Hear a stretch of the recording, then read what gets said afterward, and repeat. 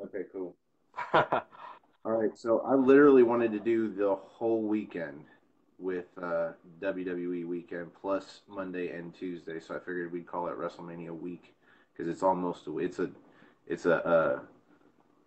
a work week. It's 5 days, Yeah, yeah. so I mean we can do the Hall of Fame. Did you watch the Hall of Fame? Yeah, I did. Did you?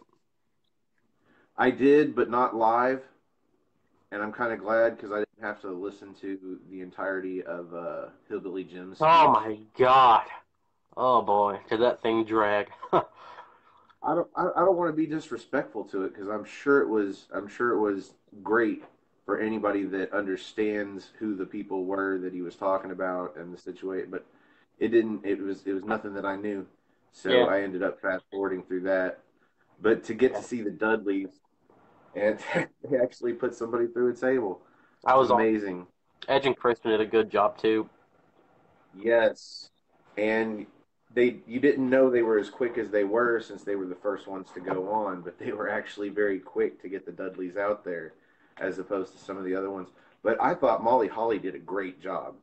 She made me care about uh what what's her name? I didn't take any notes about this. Ivory.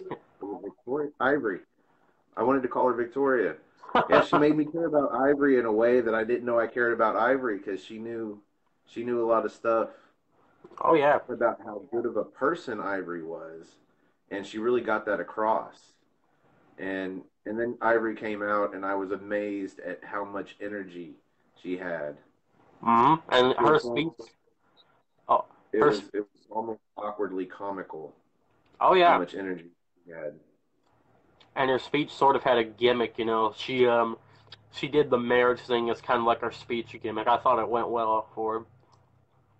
I thought it turned out a lot better than I did, but I didn't think she necessarily needed it.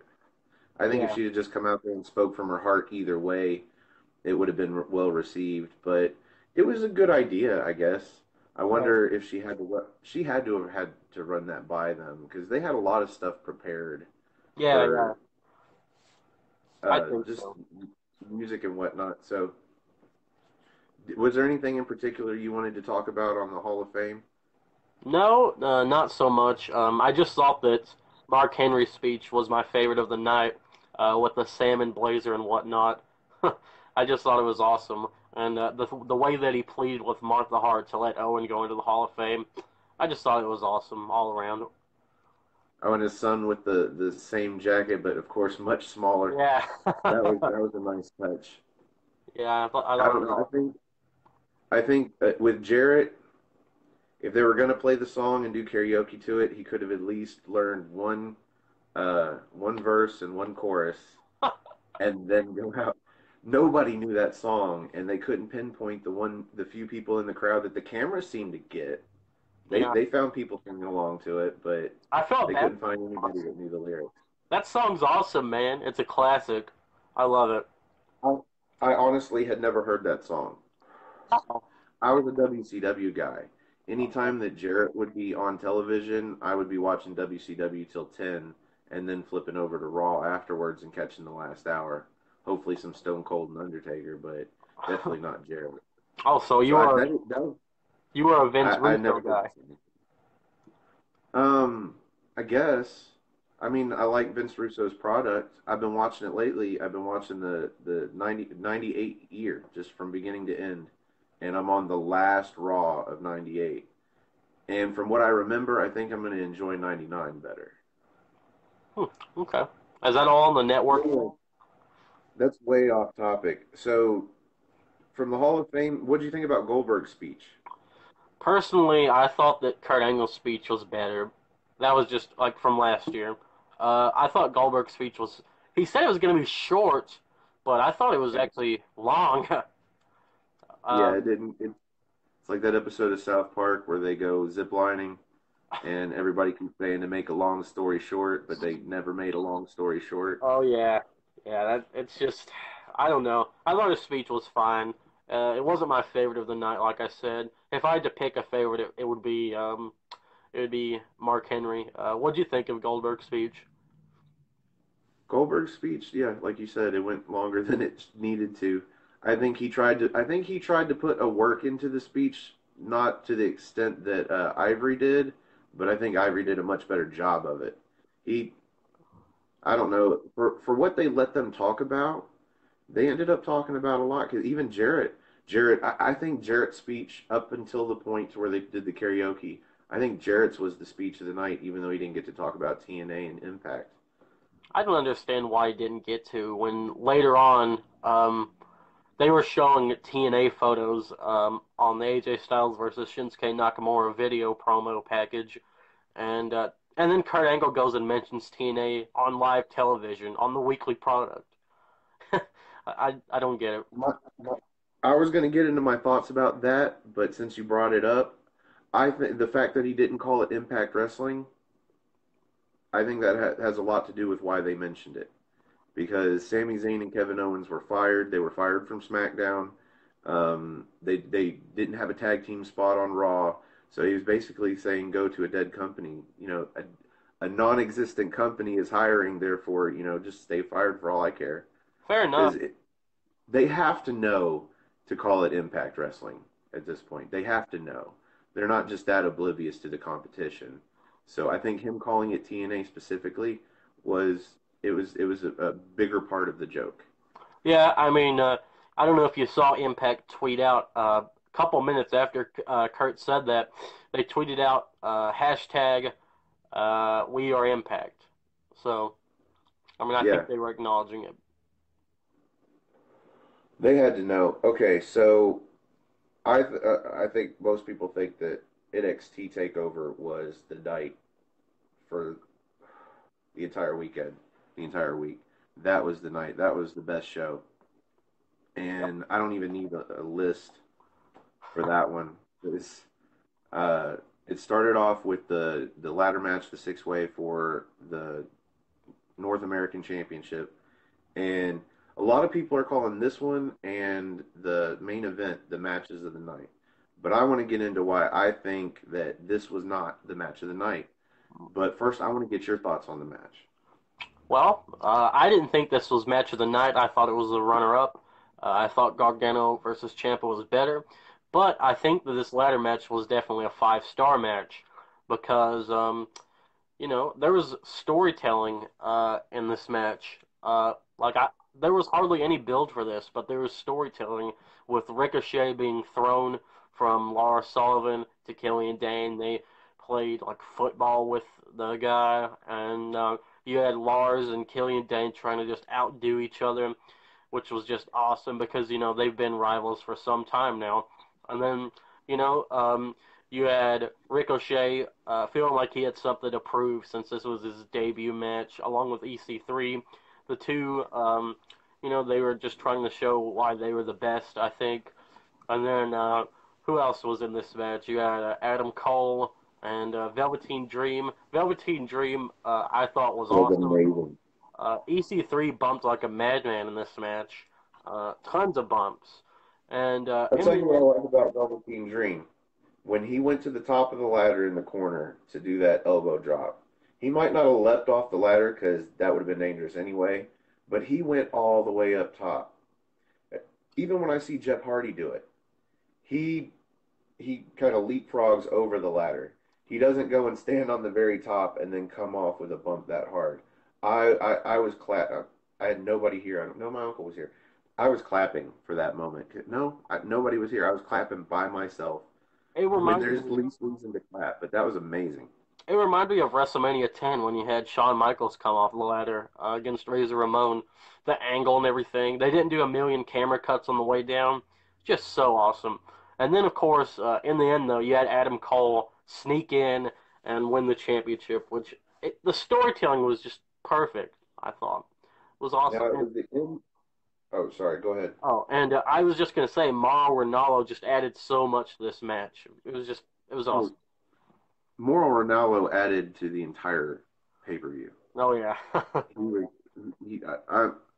I'm both glad that he's on NXT, but also not glad that he's not on SmackDown anymore because I miss him on SmackDown. I like Tom Phillips, but Mauro Ranallo was he's the kind of commentator that could be anything. He can be color, he can be play by play, and you trust him. Like he knows the names of moves that nobody else knows. But I you're like, where did this guy come from? Even because I until they put him on SmackDown, I didn't know who he was. Me either. But yeah, See, he brought up the level of the entire show. I feel like he's the AJ Styles of commentary. Honestly, that's just that's awesome. I would say him versus uh uh,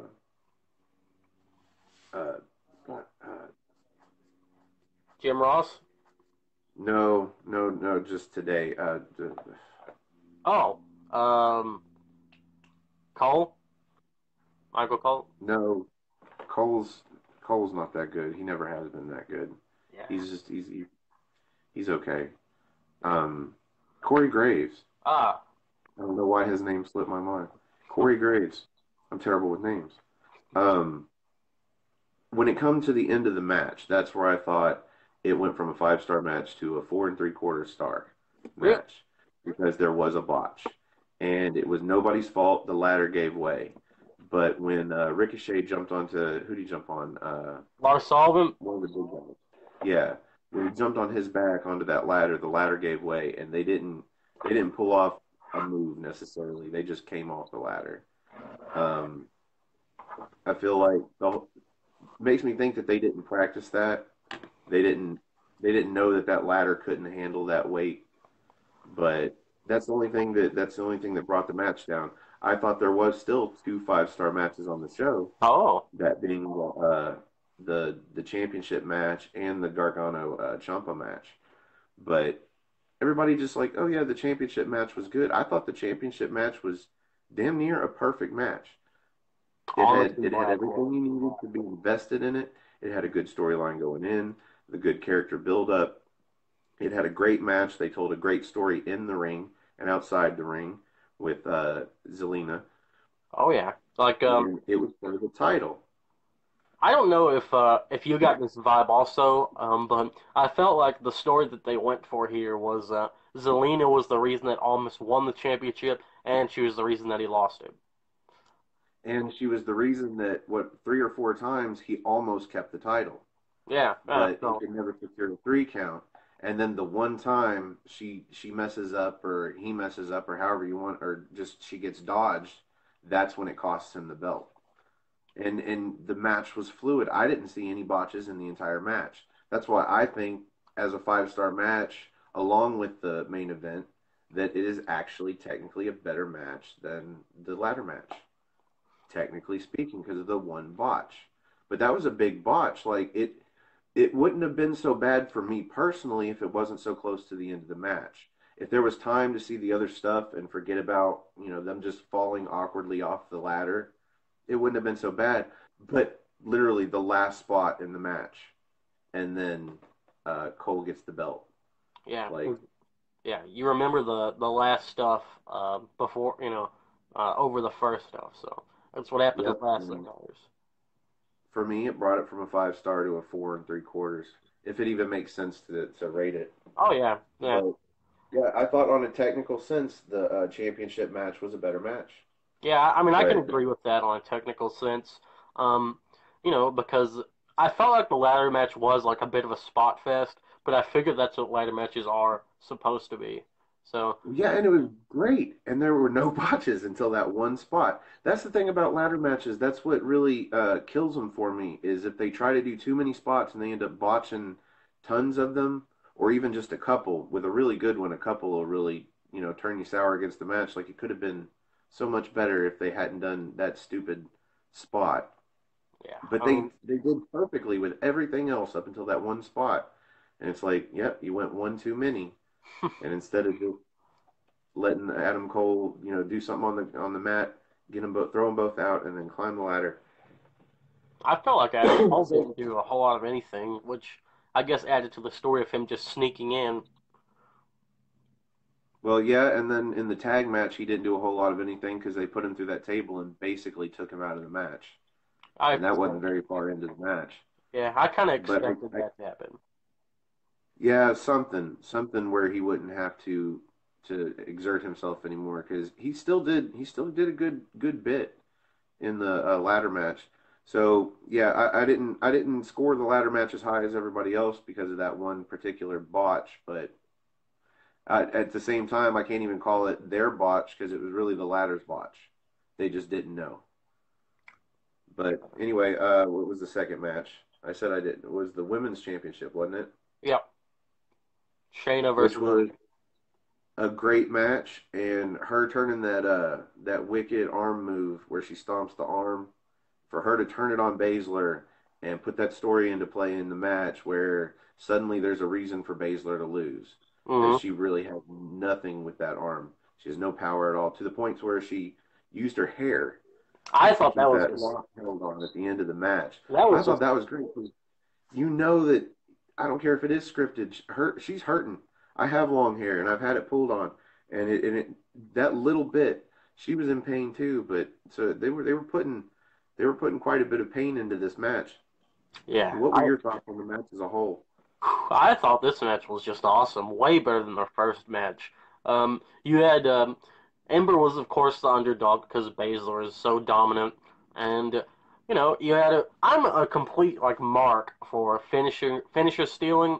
So anytime that Seth Rollins ever hit the AA on John Cena, I popped for it. I popped when Ember stomped on the arm of Shayna. I thought it was awesome. And she went and she popped her shoulder back into place on the steel post. Just incredible. I've seen that happen before with Dean Ambrose and whatnot, but it didn't really make sense of the context of the match. Here it did. It showed how desperate Shayna Baszler was to win the NXT Women's Championship, that she would pop her shoulder back in place. She caught Ember Moon from the Eclipse, and then eventually she ended up locking in the Kirifuda clutch. And like you said, she was using her hair to keep the hold in um, because her arm was hurt. And I thought it was an awesome job to sell the arm because I've seen matches where they don't sell and they can end up still locking on their submission or whatever.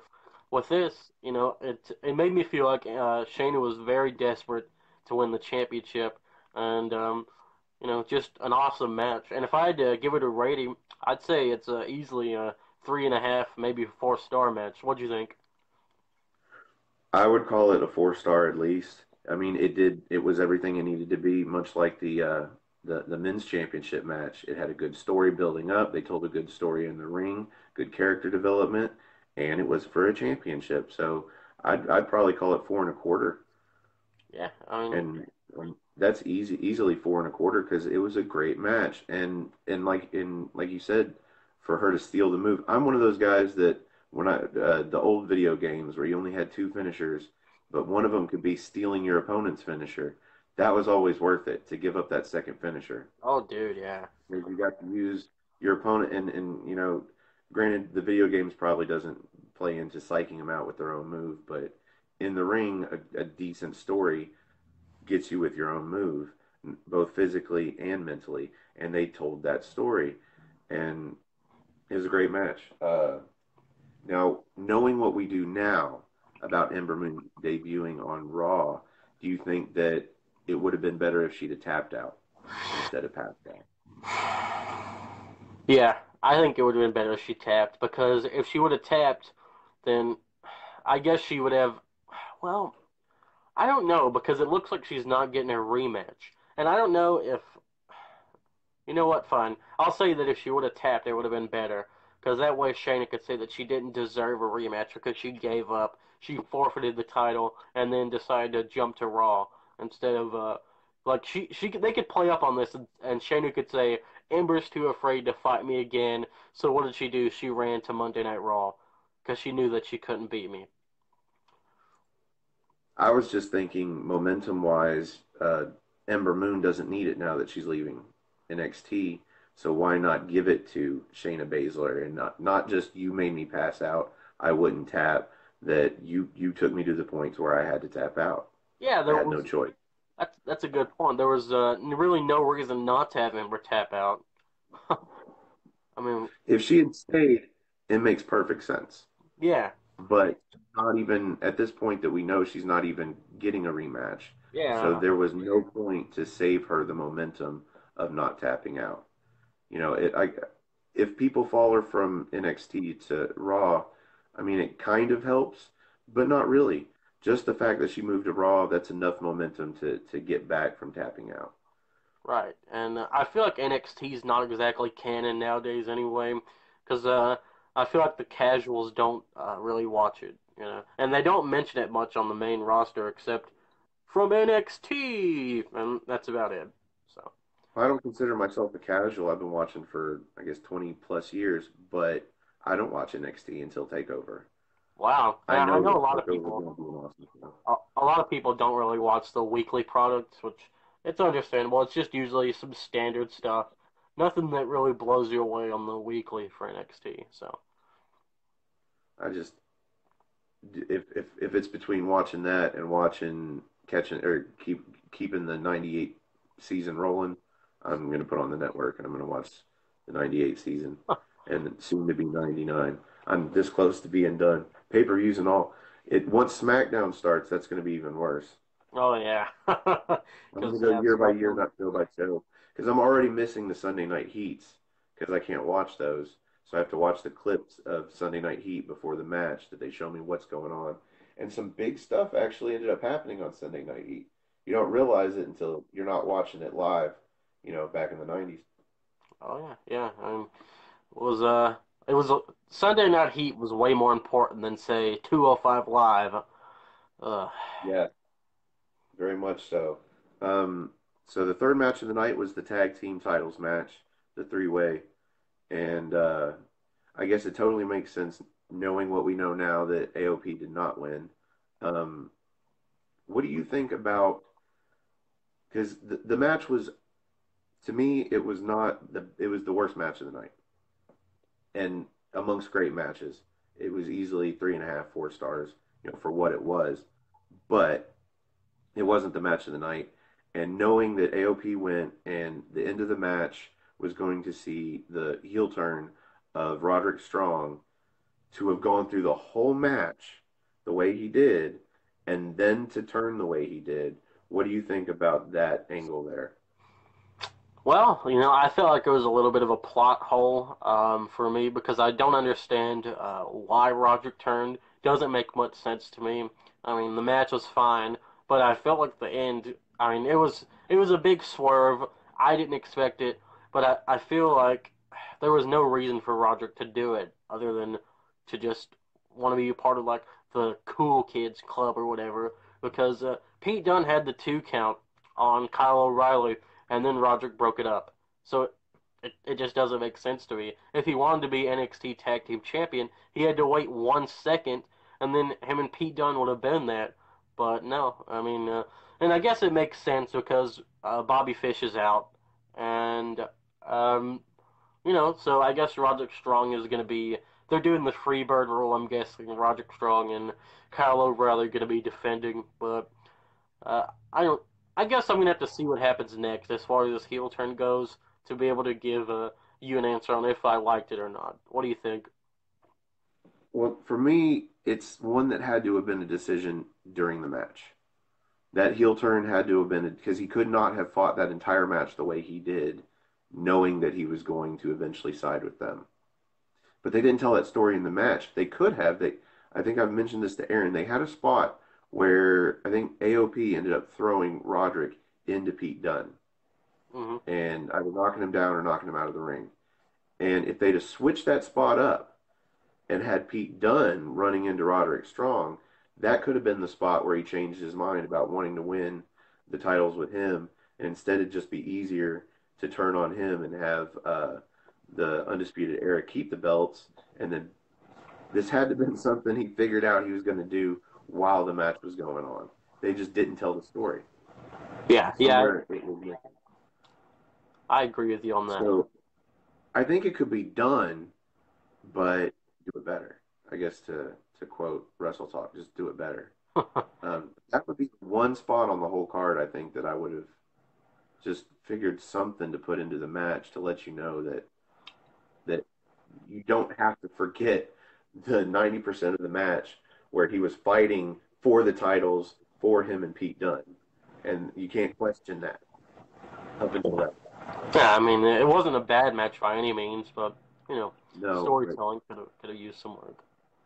some way, somehow, yeah, it's a plot hole that they should have filled, and it wouldn't have been hard. They would just had to turn that one spot around. It would have been fine. I guess you could try and turn that spot into one where like, well, why were you standing there? I could have just gone into the corner instead of smacking into you. I don't know. Yeah, yeah. But then there was the NXT title match, and I think I basically told how I felt about this match. How do you feel? Awesome. Completely just awesome. I mean, Almas has gone so far as a heel. When he was a babyface, I thought he was okay, but as a heel, this guy is pure gold. I know that I was gonna Vince say, wants to. where did this CN almost come from? Because I watched him at an NXT take. I guess his first NXT takeover was it him? He lost to somebody, or it might have been right after he started with Selena Vega, and it was like, it was one of those matches. Could have been on NXT, could have been on Raw or SmackDown, just whatever. And Uh, then to watch him in the match, I guess it was the last takeover with Gargano, was just like, wow, where did this guy come from? yeah, I don't know, man. I mean, I, I as a babyface, he was just so meh to me. But like the second that he turns heel, this guy started killing it, man. I just can't believe how good this match was. Yeah, like I said at the end, I thought was really awesome too. How Zelina played into the ending of the match. How she was the reason that he won the championship, retained it all those times, and then now lost it. So, did you think this was as good as Gargano versus Almas, or no? Um, in a technical sense, it was every bit as good, in the rings, flawlessly in the ring. Let's put it that way. And telling the story and everything else, but to watch the match and actually enjoy it, yeah, I think the Gargano match was better. But do you think maybe the level that we're seeing in Almas, is that more a reflection of who he's been in the ring with for these last two or three takeovers, or is that a reflection of him progressing? Because you can make an argument that he just looks good because it's like saying the match with Lesnar and AJ Styles was great because Lesnar's great. That match was great because AJ Styles can bring a great match out of anybody. And you That's could a make that argument with Gargano, and you could probably make that argument with Black as well, that's a, because a Black was amazing. wow. I never really thought of that. That's a good point. I don't know. I feel like Almas is good in the ring. I really like that double moonsault that he does. I don't know. That's hard to say for me. What do you think? Well, I think it's worth bringing up, especially now that he's lost the title, because he's about well, maybe not at this point because he's probably still got a rematch as opposed to the people on SmackDown. Um, so I don't know. We'll see because it's really going to take putting him in the ring against somebody other than someone on the level of Gargano or Champa or Black to see if he still remains quite so magical. To Yeah. steal Charlotte's line in the ring without somebody across from him that easily brings out the best match out of everybody that they face. Wow. Okay. Yeah. Good point. I have not even thought of That's what I'm here for. that. That's what I'm here for. To think of the things that nobody thinks about, because why not? So Outside the then box. I guess that brings us to the main event, which is definitely the match worth talking about on this show. Um, if for no other reason than the build was so long but so well done. Probably mostly well done because Ciampa got injured. I mean, this would have been over at SummerSlam probably if he hadn't gotten injured. Um, but for the build alone, was definitely the match of the night. Your thoughts on that match? I agree with you. Match of the night, build of the night. I mean, just awesome. It started at I think it was Takeover Chicago a while back, where Ciampa turned on Gargano, and that match closed the show, which that shows you how big of a deal that was. because now this match closed the show instead of the NXT title match. And, being no holds barred definitely helped this match, I thought, or unsanctioned. But I think if it wasn't unsanctioned, then it would have been just as good. I would say, if not better, but I don't think that it can get any better. Um, with it being no disqualification, though, I felt like it was a true grudge match, and the two guys really hated each other. Um, I kind of wish that Gargano would have attacked Ciampa during the entrance, maybe, jumped the barricade or something.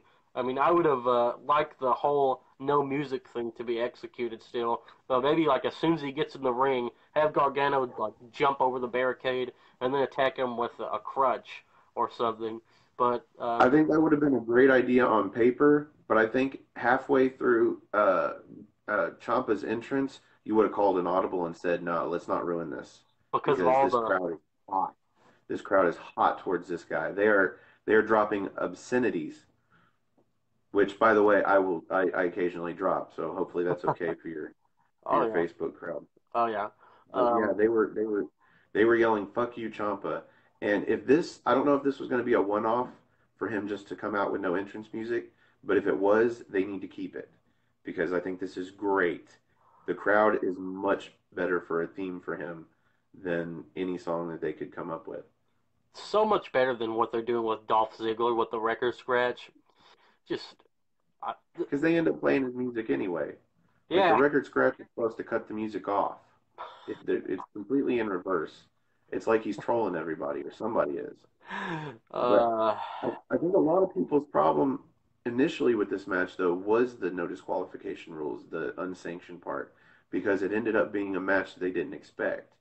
You know, if you watched any of the matches with them before, it was like a 5-star classic in the ring, and this but, was not by any stretch of the imagination a match in the ring. There was not a lot of action in the ring, although it did finish in the ring. But but I feel it was not what you would expect out of them with a regular match. And I mean, it goes with the entire storyline. It had to be this way, and for it to be an unsanctioned match, I think it was perfect. So it didn't affect me initially because I'm like, yeah, this is the match I expect out of that 5 minute promo that I watched before the match, the whole build mhm. up.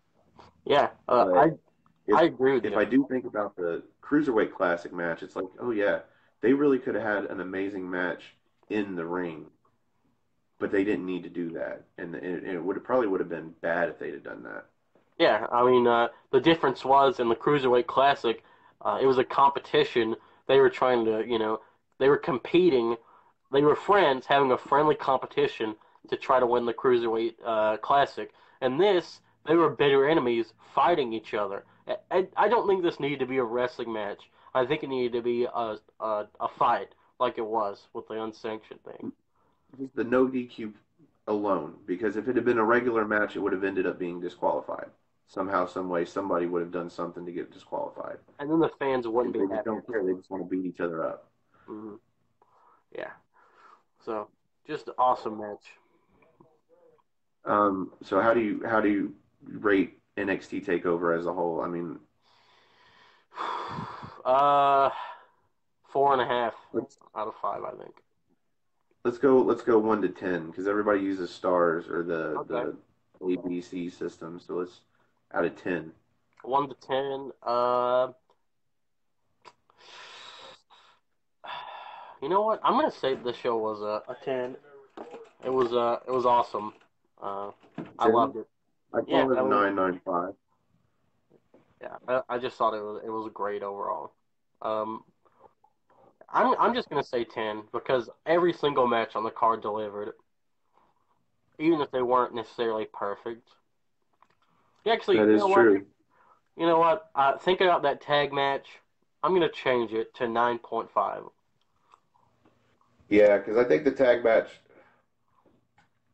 tag match would have been just as good as the rest of the matches if Fish hadn't got injured. Yeah, If they hadn't had to pull the swerve, if it would have just been a 2-on-2-on-2 with a fresh team in Undisputed Era's corner, I think it would have delivered and it probably would have been a 10 show. yep, Probably would have been a 10 show. yep. But I think you're right. I think that match brings it to a 9.5 easy. Yep, I agree with you. So that takes us into Mania. This is going to be a long show. I hope you have the time, sir. Um, the pre-show, I think you called Matt Hardy winning this, didn't you? Yeah, yeah. I figured Matt was gonna win it. I mean, he needed it the most, I thought, even though he's a veteran. Well, it did make sense. His was basically the only continuing storyline going into this match. Yeah, which was nice to So see. I think they tried to give SmackDown participants something with that eight-man tag match, but I think I called Baron Corbin to win just because he won that match. But it Yeah, makes more Baron sense for Corbin Wyatt was to win it. he was my second pick. So Were there any spots in this match in particular that were interesting to you, or can we go ahead and just say Matt Hardy won and that was okay? we can just say Matt Hardy won. I think they kind of botched it at the end with nobody knowing whether Bray Wyatt was actually in the match or not. Yeah, Um, I think they knew what the finish was. They should have just called for the bell. I think if I'd have heard the bell, I'd have been all right with it. Matt Hardy won. There's the bell. Even if the ref is confused, we all know Matt Hardy won because it started with 30 people. It's not a 31-man battle royal. It's a 30-man battle royal. right. So I was 29 men went over the top rope. yeah. So I mean, I wasn't sure. Sorry. Oh, no problem. I just wasn't sure if Bray was in the match because we've seen WWE pull that before, where they say it's a set number and then someone ends up showing up. So you Showing never. up late. Usually that's a Royal Rumble, and they don't come out with their original entrance. They end up stumbling out from the back at like in between 27 and 28. Yeah. They get in the ring and they get thrown over because they got attacked. So then I thought the Cruiserweight Championship match was going to go on last, but I guess that was the sandwich filler between the two battle royals. I thought it was a good match. I agree with some people that I've heard since where they say it wasn't even the best match of the tournament. In fact, it was probably one of the worst matches of the tournament. And I didn't actually watch the tournament. Did you watch the Yeah. 205 live tournament? Yeah, I did watch the tournament. I was a little bit disappointed that this was on the kickoff, but whatever, I guess. I mean, the match was fine, I thought. But personally, I liked Jack Gallagher versus Mustafa Ali more. Um, I just love Jack Gallagher. I imagine that they put on a great match, It was. especially if 205 Live really is now more like the matches were during the Cruiserweight Classic, where they were actually allowed to do whatever they wanted, just go out there and impress instead of being held back by Vince McMahon on Raw. Yeah. Because that's why I never started tuning into 205 Live because the matches I saw on Raw were like, yeah, this isn't the Cruiserweight division. This is light heavy. This is the light heavyweight division, and I've just been watching that featuring Taka Michinoku and then Gilbert. Oh, I think maybe Gilbert's got the belt right now, which is amazing. Yeah. Uh, I, I mean, I thought the match was okay. I expected more out of it, and I I think think most of us feel like this match should have been on the main show, but we all fall into the same, we run up against the same wall that everybody else does. And they say, yeah, it should have been on the main show. Well, at what match's expense? What has to be moved to the pre-show? Because I honestly, can't see any of the other matches going to the pre-show. I would have been okay with Alexa versus Nia being on the pre-show, but that wasn't going to happen. Yeah, not with the bully storyline. Yeah, After the fact, knowing how the match was going to go, um, even though they basically on the microphone dared WWE to do it, would have been the SmackDown Tag Team match. yeah, The way that match went after the fact, yeah, that could have been on the pre-show, as but it short would as have it been kind was. of disrespectful to the Usos.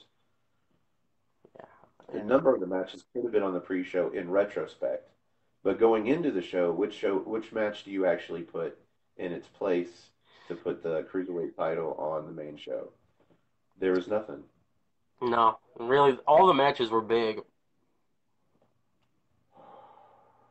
Yeah, which is why I think it was a little bit of a letdown because the one match that I was not expecting to be blown away by was the match that blew me away, was the Ronda Rousey match. I Yeah, was trying to go into that with low hopes, knowing how little time she's had to train. But I get, you know what it feels like to me after watching the match? that they did that match in the Performance Center a dozen times at least. Maybe The four of so. them got in the ring every weekend for the 4 weeks coming up and just did that match over and over and over until it was perfect. And then they went out and they put on that match in front of the crowd because it was extremely well done. But more to the point, it was way above my hopes. Me It didn't too. even need to be that good of a match, and I would have been okay with it. Oh yeah, just an epic match all around. Match of the night Now, for what me. about? I'm trying to get through these so this doesn't end up being a 3 hour video. What about the women's battle royal? I thought it was fine. Whatever. Didn't I don't really care much for these battle royal matches, honestly. I wasn't expecting Naomi to win. My pick was actually Bailey, and I was a little surprised towards the end when Bailey almost won, but then didn't. I was kind of hoping that she would have.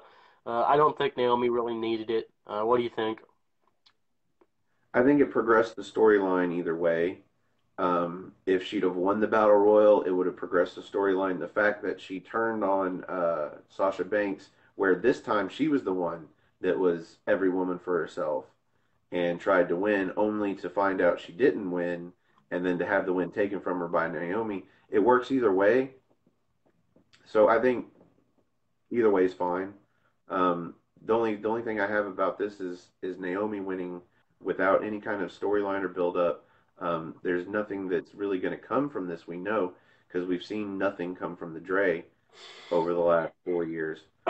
So it would have probably made more sense for Bailey to win by Yeah, doing everyone for herself and throwing Sasha over. I think that would have Um, been better. Yeah. yeah, because there's going to be like zero follow up with Naomi. It's not going to help anything with her. She's going to have a trophy to stand by occasionally until they decide that it's too much to lug around. Yep, exactly. You said it. Hit the nail on the head. I'm hoping in a few weeks when they decide to get rid of the trophy, that's the last we see of the fallopian trophy. Oh I'm really boy. hoping that they decide to go with China next year. Me too. I 'Cause think that it'd after be watching '98, I've said this before. That pose that Andre the Giant is in with his arms tucked in his trophy, that's China. I mean, that's China's pose too. And besides which, the ninth wonder of the world, the eighth wonder of the world. yeah, it makes sense. Yeah. Great They idea, don't man. even have to call it the China Memorial Battle Royal. They can call it the ninth wonder of the world Memorial Battle Royal. Genius. I like it. I like it. I mean, it goes perfectly. I mean, not only is she a decent choice regardless, but I think she is the best choice. And they can play it off. That's where the backlash would be with her would be the porno after the fact, after her career was over. But she did Playboy while she was in the WWE. They promoted So Playboy in WWE. That's the yeah. thing.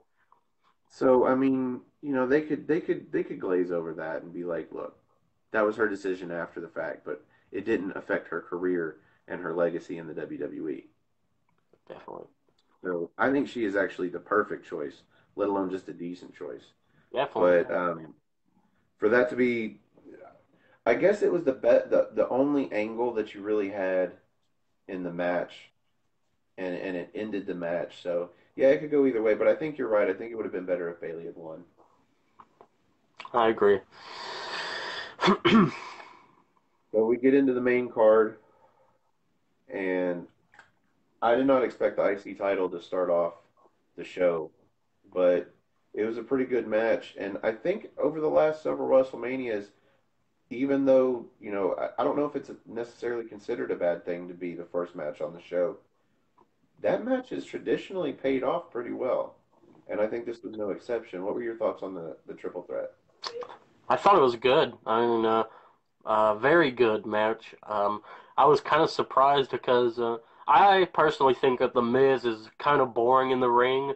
Uh, but in this match, I mean, he was in there with two great workers, and I think that the match delivered and was a really solid opener. What do you think? I think it's the same point I made earlier. Baby Biz is just one of those really solid workers that um, is e- they, his opponents easily bring out his best match, and the fact that he was in there with Rollins and Balor, this brought out his best match. I'm a big Miz. I've been a Miz fan since he was a bad wrestler. Like I wasn't a fan of him in the ring. He was always good on the mic. He hosted Smackdown in the crowd, and he was great. And he was a great heel. Knowing that he was a bad wrestler made him a great heel. And then Yeah, suddenly he became a good wrestler, almost overnight. I think it was back when he was tagging with Johnny Nitro. yeah, Just I remember suddenly, those days. it's almost like they were on the road, and Johnny Nitro was, or Johnny, whatever his name is anymore, John Morrison, Mm, Johnny Impact. Uh, I feel like he was probably taking him to the gym and being like, "Look, we're gonna find one with a ring, because I refuse to let you make me look like a bad tag team. I'm gonna get you in ring shape, and I'm gonna turn you into something." And overnight, I was like, "Wow, the Miz is actually a good wrestler," and then has just progressed since then. I yep. think the downfall of The Miz was he was given the WWE title when he was still kind of meh, when he was not believable to beat John Cena. But Yeah, if they'd have saved that for a few years, then I yeah. think he would have been a really believable champ. But Okay. what he's been doing with the IC title is amazing. I called Miz to win because I want to see him hit that record of most cumulative days. But I guess Yeah, it's going to take another win, and hopefully, I feel like hopefully he wins at Backlash, yeah. I mean, I think he takes the did. IC title over to SmackDown, Yeah. and feuds with Daniel Bryan over the IC title while Daniel Bryan warms up for a main event WWE Championship push. But Yep. those are my thoughts. Like I said, I agree with you on that, man. Um, 1 second.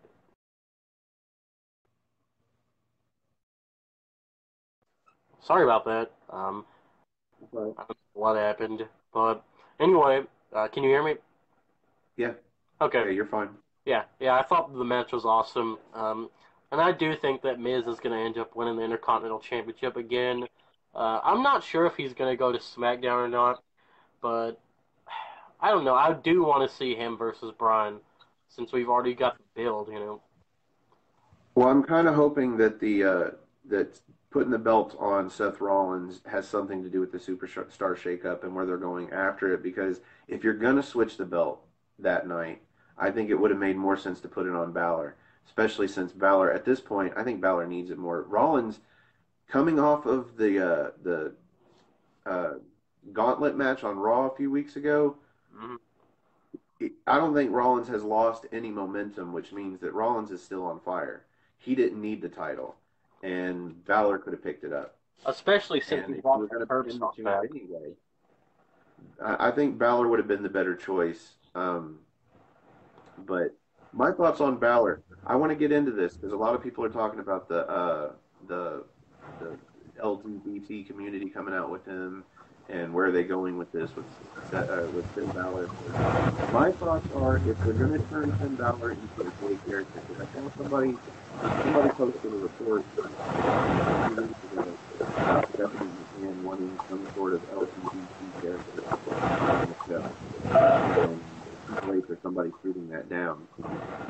If they're going to turn Finn Balor into that character, my only problem is they've had people in the company that are actually gay, and like Kovar, and what's his name more recently, the guy that looks like a black John Cena, Uh, uh I'm not sure. Darren Young.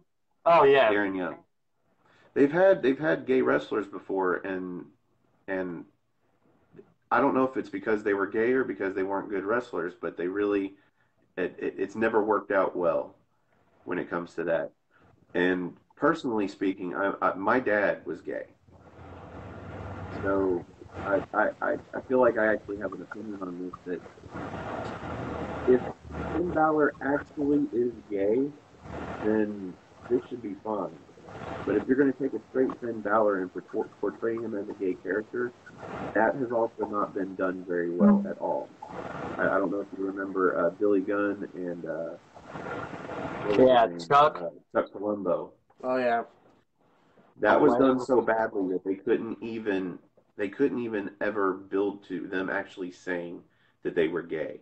They were about to have a wedding and everything, but they couldn't actually say they were gay, and then turned out to turn the whole thing around and completely dismiss any possibility that they were even gay. So they have not handled this kind of thing very well. And I think if Finn Balor is straight, I have no idea. If Finn Balor is straight, they shouldn't do this because there Yeah. is no way this is going to turn out well in their favor when it comes to the LGBT community. He's What are actually your dating thoughts on that? Kathy Kelly, reportedly. So he's straight. Reportedly, yeah. So yeah, I would say this is probably a very bad idea if it's Yeah. going to be handled properly. Yep, I can agree. If this becomes a thing, maybe this was just a one-off, and maybe a couple of times he'll wear the jacket with the rainbow stripes for the logo. But if this becomes a thing, I see them really mishandling this. Yeah, I think that it could be maybe like Finn is already in a downward spiral. I feel like having a straight man portray a gay guy would just I don't know. I mean, if he was actually gay, let him be a gay character. But I don't know. Maybe this will generate some buzz if he does become a gay character. It'll get mainstream attention, and maybe that'll be good for WWE. But I don't know. I don't think so. I don't think they are. Like I said, if the character that they are portraying as being gay is actually gay, Oh, I the see what you're fact that saying. they would to be able to have some sort of creative input, or at the very least how they portray what's written for them, would save whatever they're about to do with this angle, if they're about to do anything with this angle. But to have a straight person go out there and it's probably being written by straight people for a straight person to go out there and portray a gay character, they are not going to handle this well. I can almost guarantee you that. Okay, yeah, I think you're right, actually. But they've had that opportunity, and as far as I know, Darren Young is still capable of wrestling. They could bring him back. It's a name people know. If they really wanted to do something in that area, do it with somebody that can go out there and not even have to portray a gay character. They can just go out there and be themselves. Yeah, And you don't have to question, even if they don't act what people consider typically, stereotypically gay. Um, they don't have to explain that away. They don't have to justify. They're just going out there and being themselves, and themselves they are gay. So if they wanted to do this, I think that's how they should do it. Bring back Darren Young, bring back Crowbar, bring back somebody that actually is being themselves, so you don't have to worry about writing a gay character. yeah. I You mean, just send them out there with a new logo, yeah, and there yeah. you I go. mean, yeah, it makes perfect sense. That's actually a good idea. If they're gonna do it, I think that's how they should.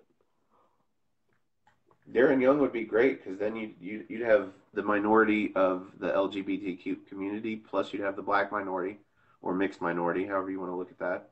Um, that would be great for them. It's only a shame that his he seems to be kind of a dull personality, Yeah, or maybe that's how they've written him. But even still, he'd be better than suiting up Finn Balor or any number of straight wrestlers with a logo that's got the rainbow colors on it and sending them out there to do something. That's just my feelings on it. yeah, I agree with you. But I guess the next match is the SmackDown Women's Title. Now, this was the most shocking moment of the night for me. I know a lot of people say Brock Lesnar winning was for them. I don't know if you know, I actually picked Brock Lesnar to win, Wow. so it wasn't really surprising for me. But I don't think anybody picked Asuka to lose. No. I don't think you picked Asuka to lose. What do you think about the way she lost, though? She tapped out pretty quickly, people think. Yeah, I agree. I wasn't a fan of the ending of this. I thought that it could have been done better. Have Asuka pass out instead of tap out. I mean, work the leg the whole match, and then have Asuka, pass out if she had to lose. I don't think that she should have lost. I think she should have beaten Charlotte, and then had Carmella cash in, winning the championship and ending Asuka's streak. Uh, Looking forward, how they did it on SmackDown. That's what I think. What about you? Well, I think with the pass out instead of tap out, there's two problems with that being a figure four leg lock. One, you don't see very many people pass out from the pain inflicted to their legs on any move. Even with Ken Shamrock's ankle lock, which I think he was the Angle was a great ankle lock, but Ken Shamrock put on the best ankle lock, and people didn't really pass out to that. And the only time that they would get called for passing out is if they got, I think, a few episodes ago, Boss Man hit some dude with a cane with a nightstick, knocked him out before the ankle lock. But the other problem is if she did pass out, she probably would have gotten a 3 count because she would have passed out with her shoulders on the mat, and instead of calling it a knockout, the ref would have counted 3, Hmm. and that would have. I don't think you want to do that. Yeah, good points. Were you a fan of Charlotte winning? I was fine with it. I was absolutely shocked by it, but I was fine with it. I think Charlotte is the woman to end the streak if someone's going to end the streak, and you can't do it on a bigger stage than WrestleMania. And I think it would have been shit on next year if they would have built to Charlotte too, for Charlotte to finally try and win the streak. It would have been shit on. So this was definitely the time to do it. It was just absolutely shocking. Oh yeah, big surprise. I thought. Plus, if they'd have tried to help hold off the streak until WrestleMania 35, I mean, how many times do you think they'd be backstage with their finger on the button? You know, because one or more storylines right now would just be super hot if somebody could defeat Asuka's streak. You know, let's just get it out of the way and keep Asuka as a dominating character, but without the streak that you have to keep worrying about or have to keep thinking about. Just Yeah. go out there, kick ass, and have a year long streak from WrestleMania to WrestleMania, and then somebody can, every WrestleMania, that'll be her thing, like the Undertaker. Instead of just the one match at Mania being the streak, it'll be every match for the entire year up till Mania. She'll be undefeated, and then people will try and defeat her at Mania and see That's who a can good do it. idea. Yeah, great idea. I like it. Okay, so the next match of the night was the U.S. title, and Rusev didn't win. That's all I care about. Rusev didn't win. Yeah. I'm not even butthurt about Jinder Mahal winning because that's I'm fine with that. It's better than him being the WWE champion and being that stereotypical heel that is just a foreigner that craps on the U.S. Even though this is where he won the championship and got his opportunity to compete in the WWE. Whatever. Yeah. They're just going to go out there and say USA sucks and their home country is the best and get the Mm-hmm. cheap heat. I Mm-hmm. don't even care about that. Just the fact that Rusev took the pin and he didn't win. That was enough in the match for me to not care. What about you? I agree with you. I mean, I don't understand what Rusev did to not be pushed. Um, it was thunderous. The Rusev Day He chants cut his were. hair without telling Vince. What'd you say? That's the only thing that I've heard that he's done that I'd be like, yeah, that's why Vince hates him is because he cut his hair. What? He cut Yeah. his long hair off without telling Vince that he was going to do it. I guess that way it gives Vince the opportunity to work in a hair versus hair match. If you're going to do something that extreme, let me work it into a storyline so we can pay off. Yeah. Who knows? I mean, I think Rusev should have won. Um, let's see. The next match of the night, yeah, that there's not really much. It was a good match, I thought. I mean, decently. It got some heat from the crowd when Rusev was on fire, but then they extinguished that, and that was the end of the match. And fuck that match, Rusev didn't win. And then most people's match of the night was next: Ronda Rousey and Kurt Angle versus the Authority. Um, I kind of told what I felt. What do you feel about this match? I thought it was great. I'm surprised how well Ronda did. I thought that all four people in this match just were. You can tell they worked hard to prepare for it. Just awesome, and I think it was match of the night. I don't know about match of the night. It might have been match of the night for me. I really haven't decided on a match of the night for Mania just because I was so underwhelmed with all the matches that I expected to be 5 stars, to be classic matches. I think even with Asuka losing, I think the SmackDown Women's Championship match could have been 5 or even 10 minutes longer at the sacrifice of somebody else, 5 or 10 minutes longer, still have her lose, still have her tap out, and they could have had the match of the night. Yeah, I think So I it think that was a was. great match for the amount of time it was given. I also think that AJ Styles and Nakamura was a great match for the time that it was given. I thought they could have done more with 20 minutes, but I think with what they did in 20, if they're given 25 or 30 to actually, peak to a crescendo in that match, to actually get into second and third gear, and then even in the same way would have been a 5-star match. But yeah, maybe it was the match of the night. I don't know. It was definitely for me the most positively surprising match of the night as far as performance goes, Yep, because I wasn't expecting much out of Rousey, and she delivered in spades. yep, I agree with you. Awesome.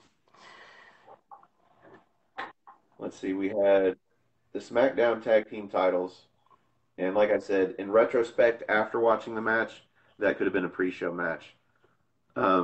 I think the reason that the Usos had to get their championship rematch in a match on SmackDown was to make up for the low amount of time and the low quality of this match when it came to in-ring spots and work. That's my feelings. They didn't want to take too much time out of this match, knowing that it's basically going to be a squash. Because if the Bludgeon Brothers are going to win, then it's going to have to kind of be a squash match, and that's what you got. You got a little bit of interaction with the Bludgeon Brothers where they might turn around something into something that'll put them so that the New Day and the Usos can go in the ring and actually, have a entertaining match for a minute before they get squashed again. So Yep. it just needed to be a squash, but then on SmackDown you could have New Day versus the Usos and be like, yeah, we're sorry about that match. Here's the New Day versus the Usos for about 15 or 20 minutes. And I thought that match was fucking great. Yep. Yep. So It was this was epic. okay for me with the Bludgeon Brothers winning because it makes sense for them not to lose. So it was what it was. What do you think about it? I agree. It was really short. I don't even think it was a 10-minute match. Um, Nope. yeah, I It think might have it. been 6 or 7. Yeah, it was good for what it was. I mean, it makes sense. The Bludgeon Brothers needed to do the squash. I really don't feel like it should have been a. Well, I guess since it was a, they want everyone to be on the card, so that's why it was a three-way, I guess. And with the thing that happened Yeah. at Fastlane, so Yeah, this thing with everybody being on the card, I think I do actually like the battle royals because it gets everybody on the show, even if they're not on the main card. Because if it wasn't for the battle royals, they wouldn't be doing anything on Sunday, you yeah, know. So even if it doesn't mean anything, it gets them on the show. Maybe they don't get payouts from the DVD sales or Blu-ray sales if people even do those. But it gets them on the show when otherwise they wouldn't be. And you're talking 60 superstars that it does that for. So I'm actually, even though I kind of crap on the outcome of the battle royals and the fact that they never do anything with the winner, I feel like it actually is it's a good thing, even for yeah, just those 60 people and maybe their families that get to watch them on the network. But um, yeah, they do try and get everybody on the show, and I think it was better this year than it could have been. There could have been a lot more triple threats or multiple person matches than there was. And at least we got both of the main titles, the WWE and the Universal Championship, defended one on one. So that was mm, nice. mm. See, and then the Taker Cena segment was next, which included Elias. I thought it was a misuse of Elias. What Wow. did you think about Elias coming out instead of Taker? I thought that Elias shouldn't have gotten beaten. Should not have been beat up by Cena. I mean, I liked Elias coming in with the lights going out and everything, but I don't feel like it would have been. I just don't think that John Cena should have beaten up Elias. I just maybe he should have let Elias just sing the whole time or something. Elias is so over right now, um, and I don't know. I thought that the segment with Undertaker and Cena was fine. Um, I'm glad that it was a squash match. It makes Undertaker go out on top. What do you think? I'm also glad that it was a squash match, just because it told a better story than a terrible match that lasted 10 or 15 minutes would have. It just the fact that Cena spent all that time calling out the Undertaker without actually preparing for him, the fact that Taker came out, and I think the look that he gave over his shoulder as he was heading up the ramp was kind of like, "Here's your damn match. Now leave me alone for the next year." You know, even though he's actually been announced for the Greatest Royal Rumble, none of us knew that back then. Yeah. But I think maybe shorten the five moves of doom into just an AA on Elias. Just AA him and get it over with. You know, there was no need to have a semi match. Um, that would have been fine. Just not doing that in general would have been better. Not having Elias come out, but I guess you try and get him the cheap heel heat by it being him instead of the Undertaker because the lights did go out, Hmm. even though there was no bell tolling. Yeah, maybe And then Elias honestly deserved a longer segment on this show. But again, it's so time sensitive, so it's hard to squeeze everyone in.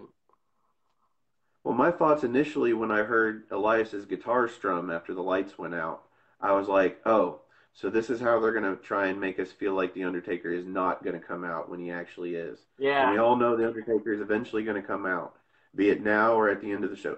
I was actually thinking or hoping that they were going to save The Undertaker coming out for after the Brock Lesnar Reigns match. yeah, that would have been I a think big surprise. that would have sent the crowd home happy Yeah, to have, especially since it was a 5 minute squash match. The crowd would have been so happy when they left instead of confused. Um, yeah, but yeah, that's the only thing that I knew as soon as Elias came out. I'm like, so they're using Elias to throw off our scent of the Undertaker and to try and make us be a little bit surprised when he does come out. yeah, That was all I thought. I wasn't surprised that John Cena beat him up. I wasn't surprised that he looked disappointed that that was his WrestleMania moment. And I was not surprised halfway up the ramp when the bell tolled and the lights went out and the Undertaker came out. yeah. Me either. But yeah, the squash match is the story they needed to tell. Um, uh, Bryan's return, Daniel Bryan's return. This was what killed the crowd. And I understand the in-ring story that they tried to tell with Bryan getting attacked beforehand, and now not only do you have the last 3 years he's fought to get back in the ring, but now he's got to fight to get back in the ring during the match. I understand the story you're trying to tell, but it killed the crowd.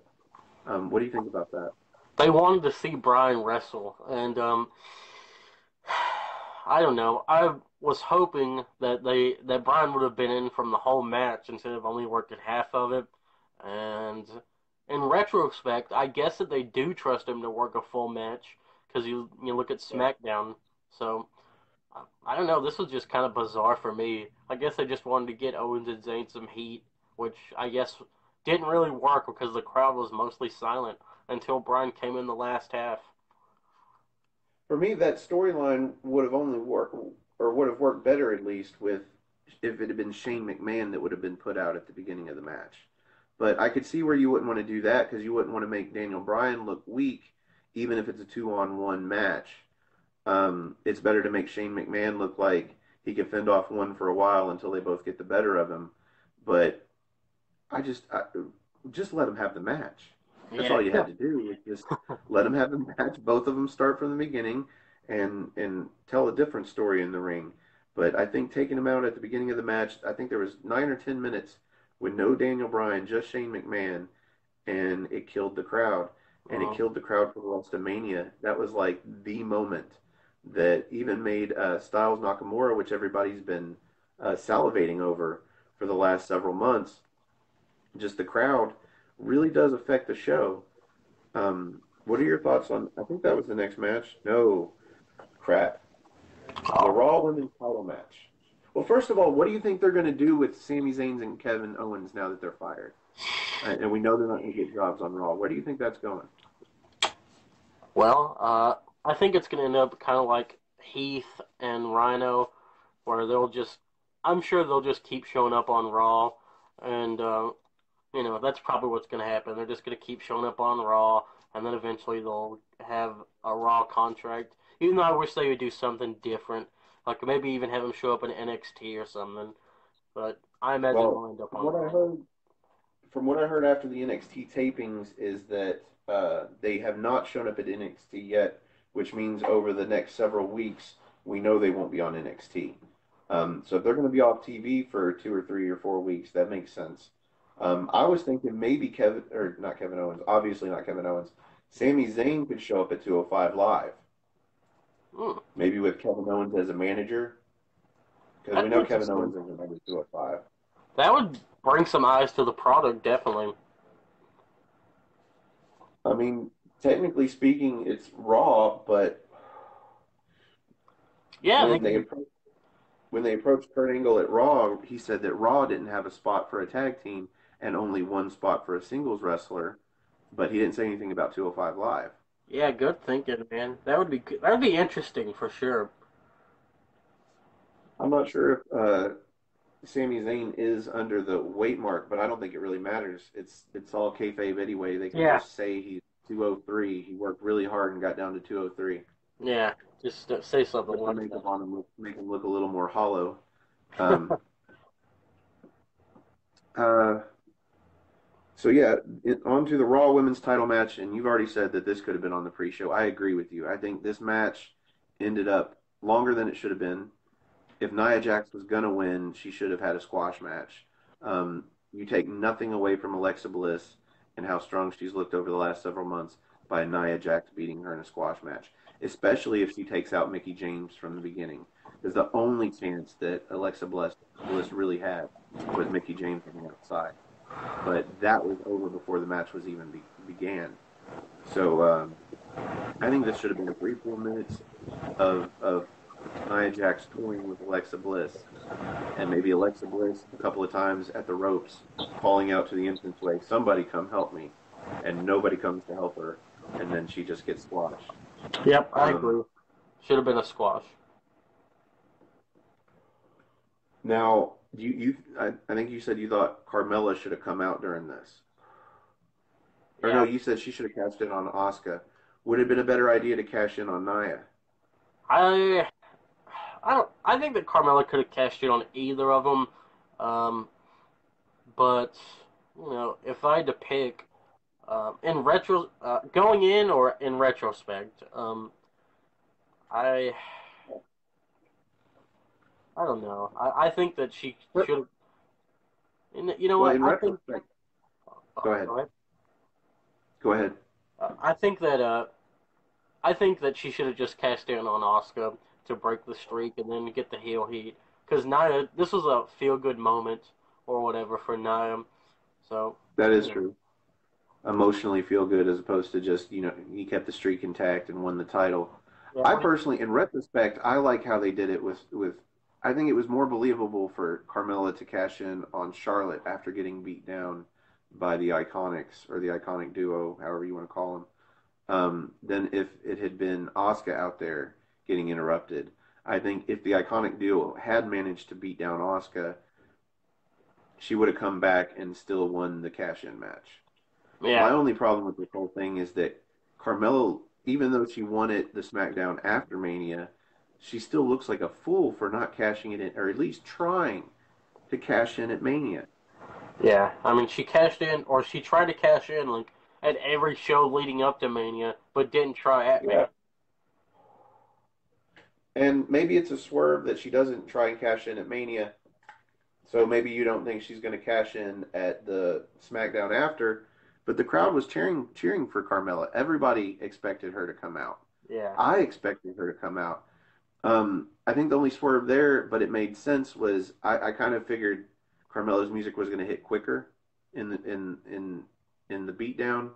mm, But it made sense for the Iconics to get to the top of the ramp and thus out of the way, so that hopefully they don't interfere and just be dicks and cost her the match. mm, So that made sense to me. Let them get to the top of the ramp, then come out. Hopefully they just go on back, and then yeah, you can go steal the victory. yeah. So Which it is worked what out for happened. me. So the next match was the WWE title. And like I said, I thought this was a better match than people give it credit for. It just wasn't a super great match. So people are like, well, I was expecting a super great match. And honestly, so was I. But I was still okay with this match, especially knowing that I guess it's going to be one of two or three. What are your thoughts on the WWE title? Well, when you put these two guys in the ring, it's not going to be bad. and I don't think this match was bad. I don't think it was terrible. I think it was above average. I thought it was good, and I just felt like it should have maybe gone maybe 10 minutes longer, and then I think it would have been easily 5 stars. Um, Good match though, and I like the heel turn at the end. What'd you think?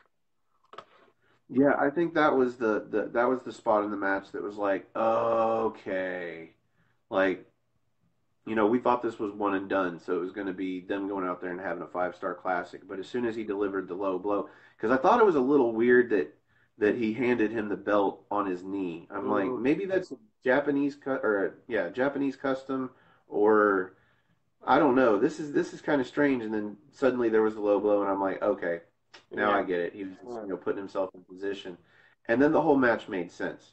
It was a good match, but obviously this feud is going to continue. And even if they get drafted to different shows, that doesn't mean it's over. That just means we have something to look forward to in the future when they have a chance to properly build for like a SummerSlam when they're going to be at the same show anyway. So why not? Yeah. Maybe when one of them doesn't have the title, so you can just make it a grudge match instead of for a title. Yeah. I agree. And then we had Braun Strowman and Nicholas, which nobody could have guessed this. Nobody could have guessed this. I think my guess was as close when I said it doesn't matter who Braun Strowman's partner is, and that was the case. He put him up in the corner and he won the match by himself, which made the bar look terrible. Um, just the overall of this match, it being Braun Strowman and a 10-year-old kid winning the title, made the title division look terrible. But in my opinion, what's your opinion? Did this match bury the Raw division, the tag title division?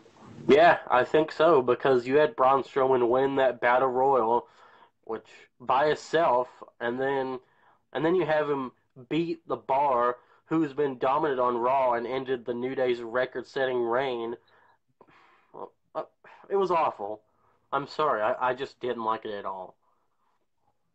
Now, do you give them a pass with the relinquishing of the titles and maybe with the help of the superstar draft shakeup, um, starting from scratch and rebuilding the tag division on Raw? Yeah, I think so. In retrospect, fine. I mean, they relinquished the titles. If they would have held them for a while, even a week, then I think this would have been completely terrible. Going in, seeing it happen, I thought it was bad.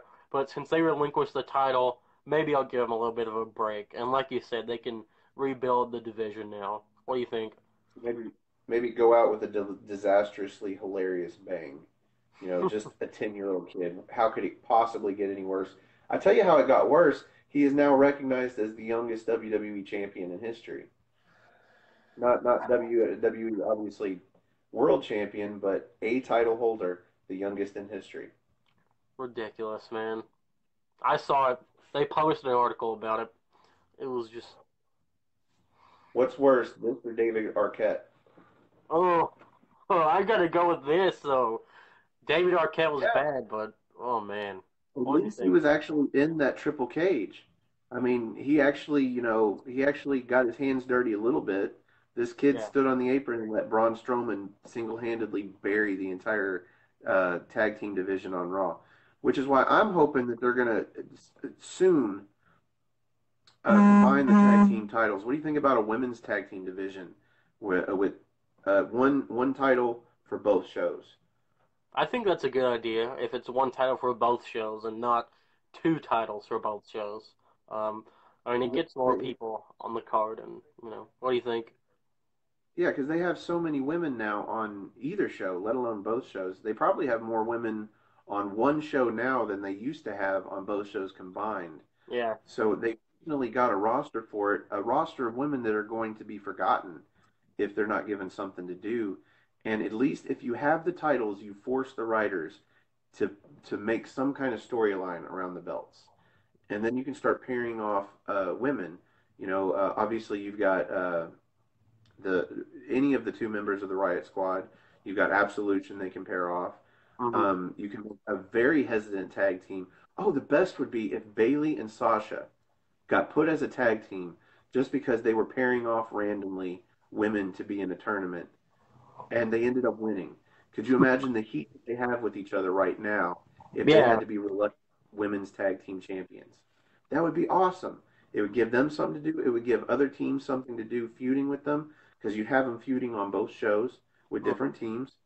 Um, I think that's due. It's not only something that's suggestible, but it really is something that's due. Because if they're trying to push the women's division as an equal to the men's division, then they need tag team champions. I don't Well, think they need a mid-card title, but definitely tag team title belts. yeah, I think so. Um, so that brings us to what were most people's shocker of the night, the Universal Championship match that saw Roman Reigns get his head split open the hard way and pinned. What were your thoughts during? I'm going to say, what were your thoughts during the first F5 and what were your thoughts during the last F5? Well, like I said, or I mean, I've made it clear that I thought Roman was going to win because everyone thought Roman was going to win except for you, really. Yeah, Um, and that was a wild guess. yeah, Just because I didn't care about the match or the storyline, I threw out Brock Lesnar was going to pin him somehow, some way. yeah. I mean, it was. I just thought it was ridiculous that Rome. It took six F5s to beat him. I mean, first F5, I knew he was going to kick out, and on the last F5, after the three count, I was shocked, and I was really surprised to see that Rowan was busted open hard way. There's no way that he bladed because it was on the top of his head, and they don't blade there; they blade on the forehead. So, I Yeah, mean, it had to have been a forearm shiver while Brock Lesnar was mounted on him. this is It just had to like have what been happened with the hard Orton. way. That's why it was so big because it was a lot of blood. I was watching it with my uncle, and at one point we were both kind of uncomfortable watching the match. There was so much blood coming down his face because it was a Yeah. good inch and a half gash, and just a solid, continuous wall of blood. And I'm like, they're gonna have to call this match one way or the other before he ends up having to be carted off to the hospital. I'm sure after the match they probably glued him up or maybe Mm. quickly sewed him up somehow during the 2 song long after WrestleMania promo for WrestleMania that I don't know how they get those video packages done so quickly, I don't know, but I man. thought it was weird that they cut back to Roman just to watch him solemnly walking back up the ramp with his bloody towel. Yeah. That was a little awkward. Um, I was not surprised after he got busted open. I figured the next finishing move was going to end this match, and the next finishing move happened to be the F5. So I wasn't surprised by it. I was surprised by how much Roman bled. That was uncomfortable. Yeah, But it was not PG. no, but I went home happy after this because I was like, yeah, Roman didn't win. People are going to crap on this because it was such a surprise, and they're like, well, why make this year-long build-up just to shit on your own product? And I'm like, give Vince McMahon some credit. Even if it was halfway through the match with the crowd throwing beach balls around, chanting, "This is awful," at some point he finally listened to the fans. Mhm. That's just how That's the internet really all you is. need. You know, shit on it however you want to look at it. Everybody's going to be a critic in one way or another. But even if it happened at 0 hour, he still at some point decided to listen to the fans. And I think this is a win for the entire wrestling community.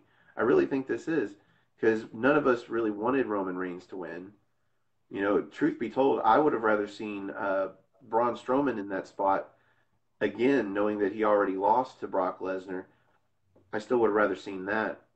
Or Um, Joe. who would Joe? Is that who you would have rather seen in this spot during this Mania? No, I think that Braun Strowman should be Universal Champion right now. Bottom line. I think he should have gone in. I think he should have gone in as champion. I think he should have beat Brock Lesnar the first time, and this should have been either Brock Lesnar challenging him or even Roman Reigns challenging him, knowing that Reigns wasn't going to get over in the crowd and he wasn't going to win. Again, in hindsight, but I had no problem with this match. I enjoyed watching Brock Lesnar beat up Roman Reigns almost as much as I enjoyed him beating up John Cena a couple of years ago. So Yeah, it it was was good. fine for me. This left me happy about Mania. I think I gave Mania a higher score just because Reigns lost. I would have been, yeah, I mean, I was happy because everyone was expecting Reigns to win. You were expecting to go off there with Reigns holding the title high, but no, I was happy that this happened. I think somebody in a chat room on No DQ Live after the event said they lost $4,000 on a bet Yeah, yeah. that Roman Reigns was going to win. I'm like, you know what? If I'd have just put $50 on Brock Lesnar, I would have made a killing. Oh yeah, definitely, man. Um, so out of 10, what would you rate Mania? I gave Takeover a 9.75, so for Mania, I'm gonna give it. I'll give it an 8. I thought it was pretty good. What about you? Really? See, I was going to give it a 7.75, and I thought that was being generous. I thought it was Well, C plus, maybe an eight's right. That's about a C plus, isn't it? yeah. Let me think here. Let's see. Kickoff. I think the biggest problem with Mania wasn't the quality of the matches in and of themselves. It was the lacklusterness of the matches because we were expecting more. You know, we didn't go into Mania with low expectations because like 10 out of the 14 matches looked amazing on paper. You know what? I agree with It you. was just a letdown. Because I was expecting this to be one of the greatest manias of all time. Because the card just I looks know, so good right? on I tape. didn't even want to say that out loud because I didn't want to jinx it, but I wanted to be like, yeah, this is going to be like the best Mania I've seen in 20 years. But it was not. It was lackluster. But I think a lot of the lacklusterness was our expectations, especially of matches like AJ Styles and Nakamura, Charlotte and Asuka, the SmackDown Tag Team Championship match for sure. Um, so I was going to give it a 7.5, but I think I'll go to 7.75. I think you've talked me into a higher score. Yeah, I think you've talked me into a lower score. I think I'm going to change mine to a 7. A 7. Wow, that's a big jump. Yeah, Well, I'm going to stick with 7.75 if we can even break it down that far. yeah, yeah. But I think the best part of main WWE TV was Post-Mania, and Raw was so full, but it didn't feel full. For the first time, a 3 hour Raw didn't feel like it was 3 long fucking hours of Raw. Hmm. It felt like it was a whole lot of Raw compacted into 2 or 2.5 hours. Definitely, man. Um, what are your thoughts about Stephanie McMahon starting off the show and Shane McMahon starting off SmackDown? To me, if there was any point in either show that was going to be like, oh, this is going to suck so bad, was the McMahon starting off both shows. Yeah, I agree with you because I'm so used to the 20-minute promo from the Authority. Oh my Yeah, god. It's formulaic and it's boring to have the Authority, Shane or Stephanie or Triple H start the shows and then talk for 20 minutes and then have someone interrupt and then say, "You're going to take on this guy and that match starts right now." I'm tired of seeing the Authority figures all the time. In NXT, you only see William Regal backstage when something big's happening, and I think that's how it should be on the main roster. so this was almost a swerve for a night to think that the show is just going to be another cookie cutter episode of Raw, but for me it actually turned out into a really good Raw, if not a great Raw, and same thing on Tuesday, a great SmackDown. Um, Obviously, most people expected the Stone Cold Vince McMahon kind of moment between Rousey and Stephanie McMahon, and they just didn't disappoint. The armbar didn't look as brutal as it did during the match at Mania because I think Stephanie kind of bent her arm back, and so they had to put it on a different way. But the point got across, and I think it was a good segment. And I actually liked the fact that it was not, as you said, a 20-minute long segment. I think it was only like 10 minutes. Yeah, Wasn't I that thought bad, this was especially since Ronda Rousey didn't say anything. Yep, I thought She this just was came out with the fake smile and the fake hug, and then put Stephanie back in the armbar. Yep. So now it's going to be probably 6 months before we see Stephanie. This is her yearly write-off, I guess. I'm hoping it's at least for a couple of months, and the same thing with Shane. Because they get too complacent with these superstar rebels versus the authority figure. They get so complacent with that storyline that it's always happening, be it on Raw or SmackDown. Even down to SmackDown having it authority versus authority with Daniel Bryan and Shane McMahon at odds. If you've managed to write off both of the McMahons from both shows at WrestleMania for the next several weeks, leading up into all the new storylines, especially coming out of the Superstar shakeup. We've got the first pay-per-view Post-Mania that's going to have both shows. I'm sure it's going to have some storylines where people have gotten drafted and the title actually means something because it's either going to stay on one brand or move to another. To me, going into these next couple of weeks post-Mania without the commissioners of both shows is a godsend. This is this is a golden moment for them to get people interested in the next year of Raw and SmackDown leading up to Mania 35. Yep, I Um, I agree. I'm tired of the authority figures all the time. Now, I want to briefly mention because it happens every year, them having to take the cameras and point it at Michael Cole and Jonathan Coachman and again Corey Graves so that they can explain to everybody at home that may not know about it that this crowd is going to be different from every other crowd that we go to, even though it's not all that different. Um, they have to explain away the Roman Reigns boos and the boos for people that let's say they get booed at normal shows, but not to the extent. Um, what do you think about this? Is this necessary anymore? Doesn't everybody already know that this is the show? Yeah, and they call it like, "Oh, this is Bizarro World." I know that this is Is fake. this another way to bury the crowd? Yeah, It seems like one of Vince McMahon's items on his bucket list is to bury the crowd before he dies. They've already taken away the one fall chant, which makes no sense at all. yeah, I don't get it. To the point where I don't think JoJo even says one fall.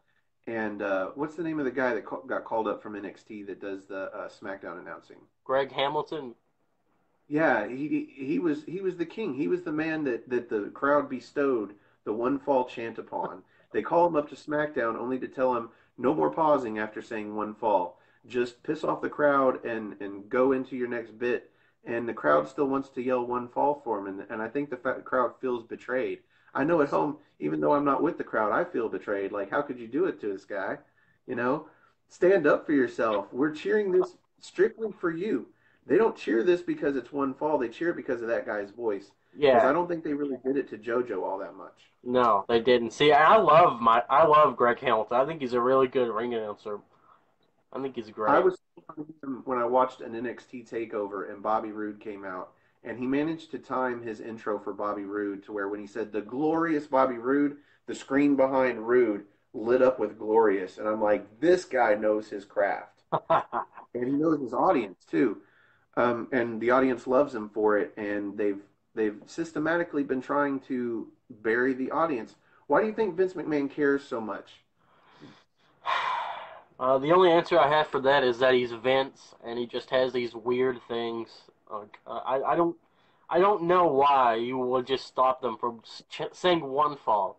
Like, Do you think? having Here's a question out of nowhere. Do you think that Rollins and Finn Balor and I can't remember who else it was? Do you think they're going to get some heat for playing beach ball with the crowd after the final match on Raw?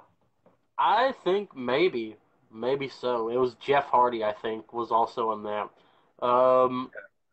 Because it wasn't broadcast, but everybody's got their smartphone and it's everywhere on social media. Yeah, I mean, I could see Vince just in the back seething, like WrestleMania 2 or like Royal Rumble 2005. He was gonna come out there and tear both quads because he was so angry with that.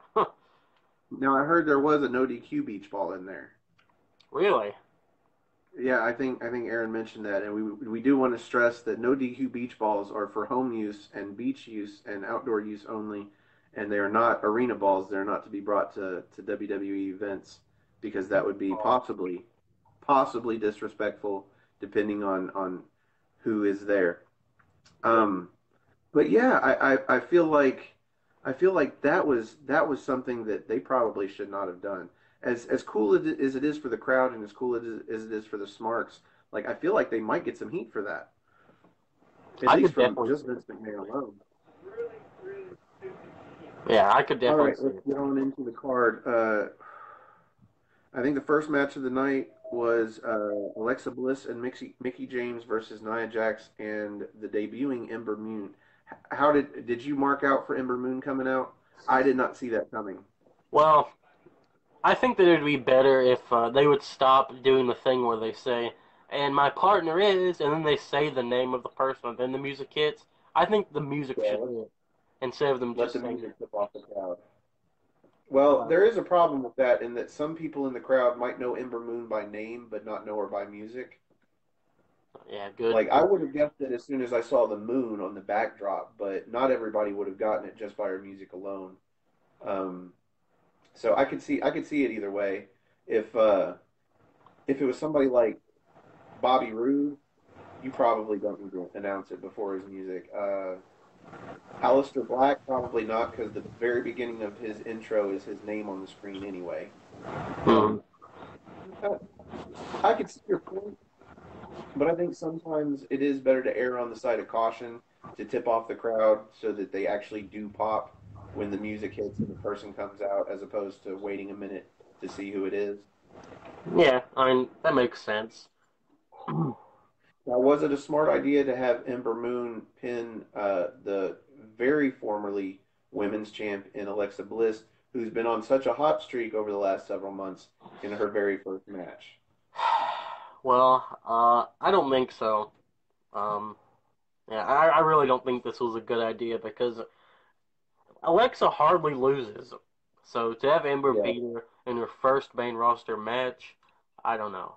When you had Mickey James right there, you had Mickey James, she could have taken the fall. She's taken the fall dozens of times in the last few months. She could have done it again. It would not hurt Mickey James. Yeah, exactly. It was confusing for me. Yeah, Mickey James can rest on her previous Hall of Fame career on its own. Like, she doesn't need momentum. She comes with momentum. Yeah, I exactly. think, honestly, she's one of the few that you could call a jobber right now that goes out to enhance other talent. That I really think going into the match, oh, she's going to get squashed. Even though I know there's a good chance Mickey's going to lose, every time I see her go out to him, I'm like, she's got as good a chance of winning it as her opponent. I don't care if she is being jobbed out, over the last several weeks. So I think she comes with some of the momentum. Yeah, I And agree with then we that. had the backstage segment where Braun Strowman brings out Nicholas to relinquish their titles, and comedy segment, scheduling conflicts. He's in the fourth grade. Uh, it was perfect for what it was. That's all they needed to do.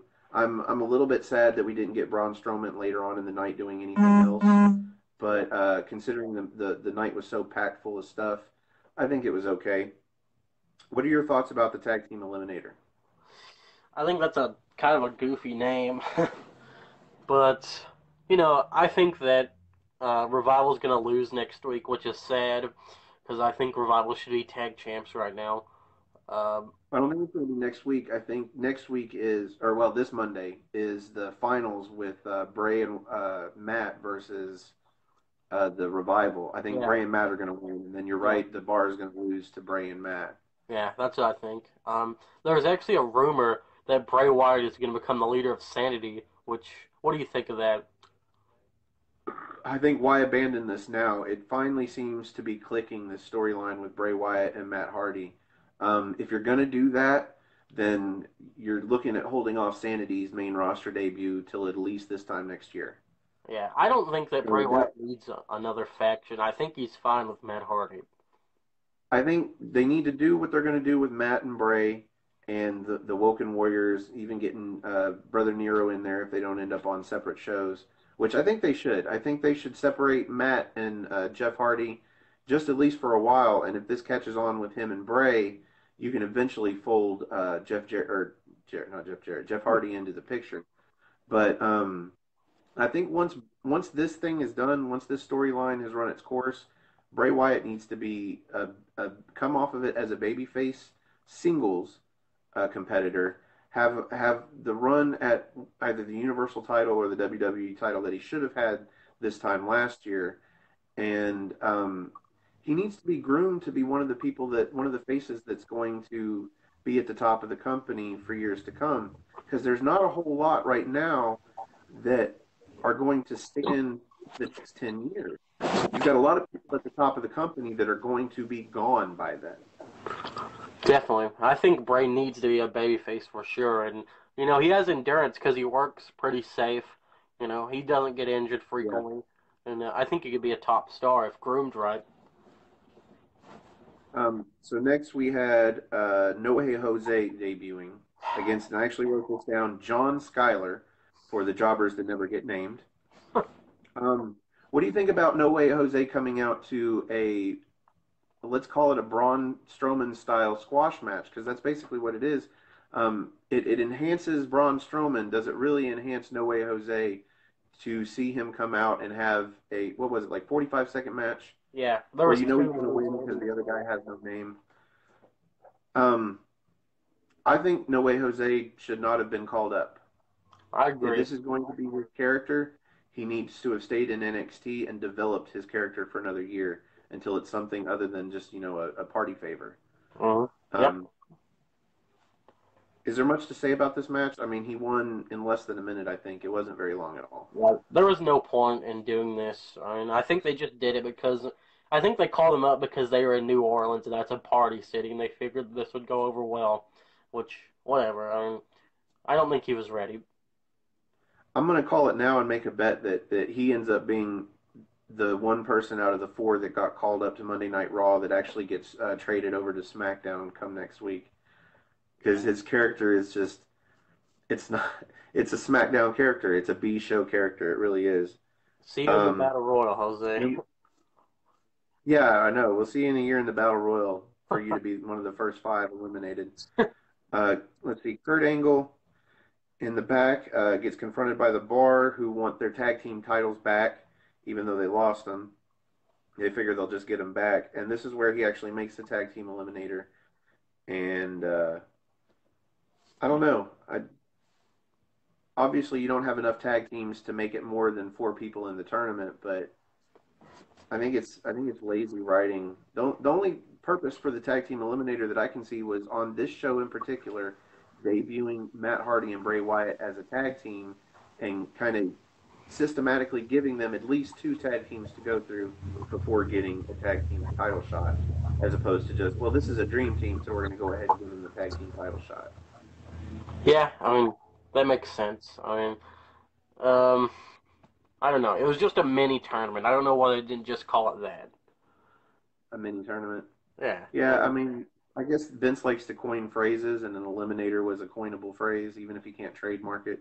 yeah. Um, let's see, we had in the actual tournament, the first match was the Revival defeating the Good Brothers, and I didn't see where this match was going until not Anderson, but Gallows hit that knee into the railing on the outside, and then I'm like, oh, he's out for the rest of the match. The Revival are going to win. Was this surprising to you at all? Nope, not really because you need I don't. I feel like it's always going to be heel versus face, and I expected. I mean, we knew Titus Worldwide was going to compete later on, and well, you know what? Maybe this was a surprise because Hardy and Wyatt are faces, and Titus Worldwide are faces.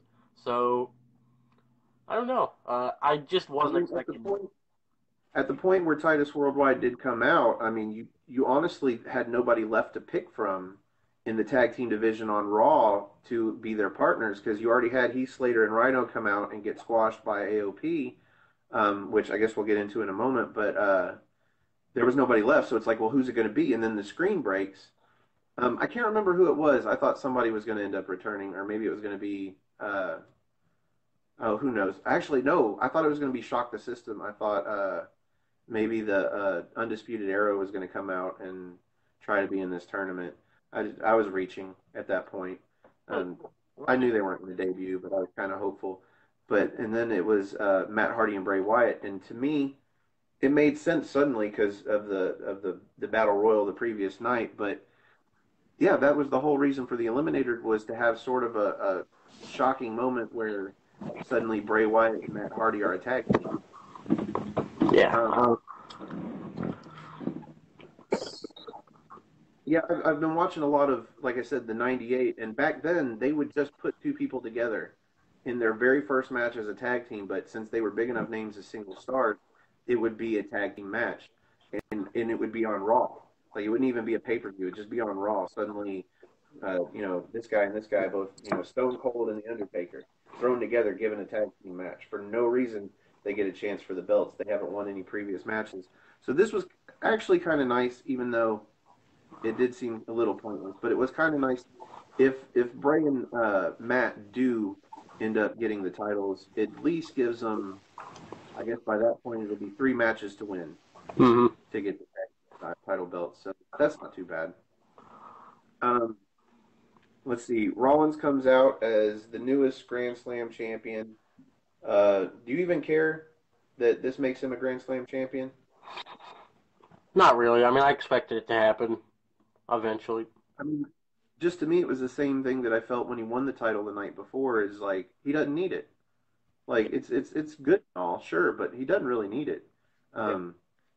It would Sorry. have been nicer to see Finn Balor champ, but then we did get to see Finn Balor come out, and he interrupted and said that technically, even though he didn't win the match at Mania, he didn't lose the match at Mania, and he wants a shot at the title. And then Miz comes out to save the segment and says, and he actually has the Miztourage with him, which I guess can you call this him going back to his heelish ways to come out with the Miztourage at his shoulders? Yeah, I guess so. I mean, I don't think that turning the Miz babyface would do him any good. So, yeah, I'd say that it's back to his good old-fashioned heel Miz. Yeah, he was always kind of vanilla as a babyface. He's better off when he can speak his style of promo, where he can, defend his chicken shit ways and attack the crowd occasionally and talk about how he's not respected enough or given enough appreciation. Um, this is where I was going to talk about the Finn Balor LGBT club thing. So this is where we figure that it's not just a one-off from WrestleMania, that he's actually going to be wearing that get up for a while. But then we had Jeff Hardy come out to make this 6-man tag match, and he's wearing. It's like he knew he was going to be in a tag match with him. Yeah, Um, were you surprised by Jeff Hardy coming back? Like this really didn't hit me like I thought it would. Like the music hit, and I'm like, oh, that's cool. But yeah, it's Jeff Hardy. Matt's been around. It's not like we haven't seen him. We saw him at Raw 25. yeah. I agree with you about that, and it was okay. Um, Now, if it wasn't Jeff Hardy coming back, would you have rather it been Big Cass coming back as a babyface suddenly, or would you have rather had a different call up from NXT? And if so, who? I think I would have rather seen Big Cass come out as a babyface. What do you think? I think that would have actually, thinking about it just now, like that would be smart because if you brought him back as a babyface, it would have been polar at the very least from the character he was when he left. But at the Yeah. same time, because you're bringing him back and refreshing him as a babyface, you might kind of put a little bit of shade over his ties with Enzo, Hmm. because obviously they're not trying to play up Enzo anymore. I feel like at this point, if Enzo was going to be in their vocabulary, he would have already been back. Yep. Yep. I agree. So I think bringing him back as a babyface might kind of help play down the whole Enzo relationship before he left. I personally would have brought up somebody from NXT that deserves a spot because that's one of those opportunities in a 6-man tag match when you're immediately given a main event spot just because you're in there with Rollins and Finn Balor. Who would I you have don't brought know up? who. Oh, Maybe oh, it's hard to. um, Velveteen Dream. Bring up Velveteen Dream. You know what? I don't think his character needs any more time in NXT. His character is exactly where it needs to be in a year when they decide to bring him to the main roster, if it takes that long. Like, Velveteen Dream would be great, especially after the performance he put on in the ladder match in TakeOver. That's who I would have done. I think the crowd at that show would have popped huge, huge for Velveteen Dream. Yep, I think so. Yeah, because he's really And over. if you're doing this LGBT spot with Finn Balor, I Yeah. mean, although it hasn't exactly been confirmed or anything, Velveteen Dream really is kind of a flamboyant character, and you could have him take that torch. I don't think he would, even if he is straight, I don't think he would do that character any injustice. He might be one of the few people that would be able to pull off a different lifestyle character. Yeah. Um, let's see, we had Mandy Rose and Sasha Banks, where Bayley was at ringside and kind of accidentally gets involved, knocks down Sasha, and then the confusion leads to Mandy Rose winning. Is this them making up for Mandy Rose having to be both the first person eliminated from the Elimination Chamber and the first person eliminated from the Royal Rumble? I think so, yeah. I mean, I'm surprised that she wasn't the first person out of the women's battle royal because I wasn't Right. sure. I thought they were going to keep that whole gimmick going, but I guess not. I mean, Mandy got a win here, which she really needed because I think Absolution might be splitting up now since Paige is leaving Raw. Well, I think you're right. I think she should have been the first person eliminated from the Battle Royal. I think any storyline, even if it's negative towards your character, any storyline that's talked about is positive towards you anyway. Right. So her being the first out for the all three of those, especially since all three of those were the inaugural events, that would have been something that they wouldn't necessarily announce it at the announcers table during any of her matches, but it would something to be something to remember her by. Right. Yeah. Would have been good. Um, but yeah, I think this was their first opportunity to kind of make it up to her for being the first one eliminated from both. That's how it kind of felt because Sasha Banks is a big deal for a character like Mandy Rose to defeat, especially in a singles match as opposed to a tag team match where you can kind of say, well, it's a tag team, it's not just her. Hmm. But then we had probably the saddest moment of the night. What are your thoughts about Paige's retirement speech? Well, I saw it coming. I mean, maybe not uh, on this Raw, but I mean it was pretty much confirmed that she was done in the ring. There was a lot of speculation about it. There was talk about it since she was pulled from the women's Royal Rumble match, and I thought her speech was really good. Maybe it should have been longer because I thought it was quite a short speech, but I saw it coming. What do you think? Well, I think the speech probably ended when it should have. Paige has a tendency to ramble when she's got a whole lot to say. I think she got to say exactly what she needed to say from a personal standpoint in a retirement speech. I honestly don't think that they probably had very much in the back to do with scripting her speech. Yeah, I think that was all Paige. Paige from Heart. She got in what she needed to say without without going off into a tangent about anything else. I was choked up a little bit. I was actually watching it with a friend that hasn't watched in a while, and I said, "Yeah, Paige is retired, even though she doesn't seem to want to admit it to herself." And it was at that moment that she got on the mic and admitted her retirement, and I was like, "Oh wow, that came out of almost out of nowhere." Hmm. Yeah. Um, my favorite part of the night was the beginning part of the next segment, which was Elias. And just Elias, no interruption. Well, let me rephrase that. Elias in the crowd, because he has had nights where he's had the crowd in the palm of his hand, but this night, Elias was God to this crowd. He could not do any wrong. They had a spot where he called them scumbags, and the crowd, instead of him getting the cheap heat like you would expect from a normal crowd, starts chanting, "We are scumbags." Yeah. I mean, What did you think about Elias ruining, or not Elias, Bobby Lashley ruining Elias's moment? well, this really does nothing for Bobby Lashley. I mean, why not put him in that six-man tag instead of having him beat up Oh, there Elias? you go. And then Yeah, you could bring Jeff Hardy back as part of a superstar shakeup maybe next week. I think that would have worked out a lot right. better.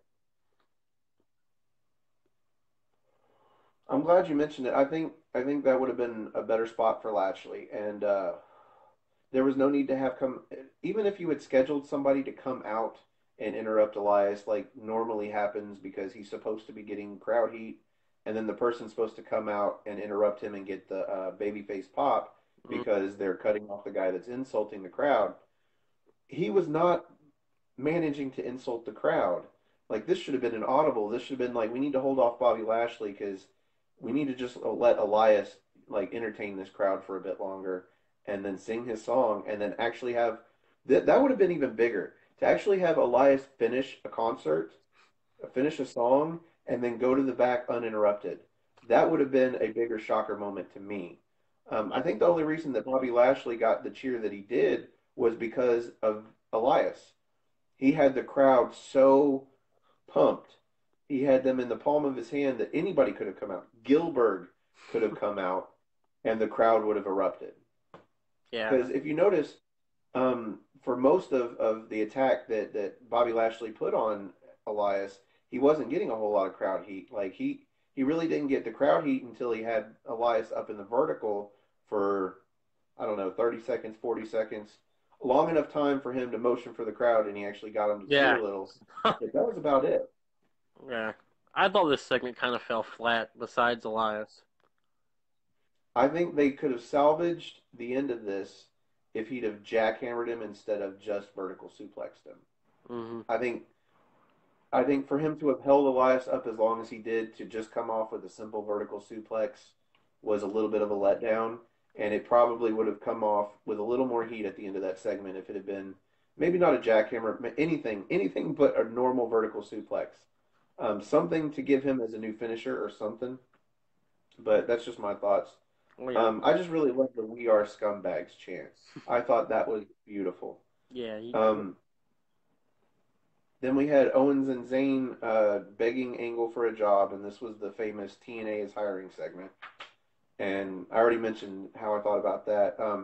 Did you pop a little bit when he mentioned TNA? Yeah, I did. I was really surprised. I thought it was really cool. What'd you think? Well, I thought first off, I thought it was retarded for them to think that we actually think that Sami Zayn and Kevin Owens wouldn't do the Raw Tag Team title picture a bit of good. Oh yeah. He has plenty of room on the Raw brand for Sami Zayn and Kevin Owens as a tag team, but that's neither here nor there. I thought it was a little bit shocking, like you said, just because they don't mention them when they could, when it would be not such a big deal, but then they'll take the shocker out of nowhere, insult about TNA hiring. Mm-hmm. I thought this was going to end up being a really good match because anytime Kevin Owens and Sami Zayn have a match, it's a really good match. But that's all it was set up. So then we had Heath Slater and Rhino, where Heath Slater basically is saying if he can't get a match on the show, he's not going to get paid, and he's got a lot of kids. So the crowd basically spoiled the Authors of Pain because I honestly wasn't sure who it was going to be, but the Authors of Pain were in my head. And when the crowd started cheering, I was like, yeah, that's the only thing that made sense. Did that surprise you, it being AOP?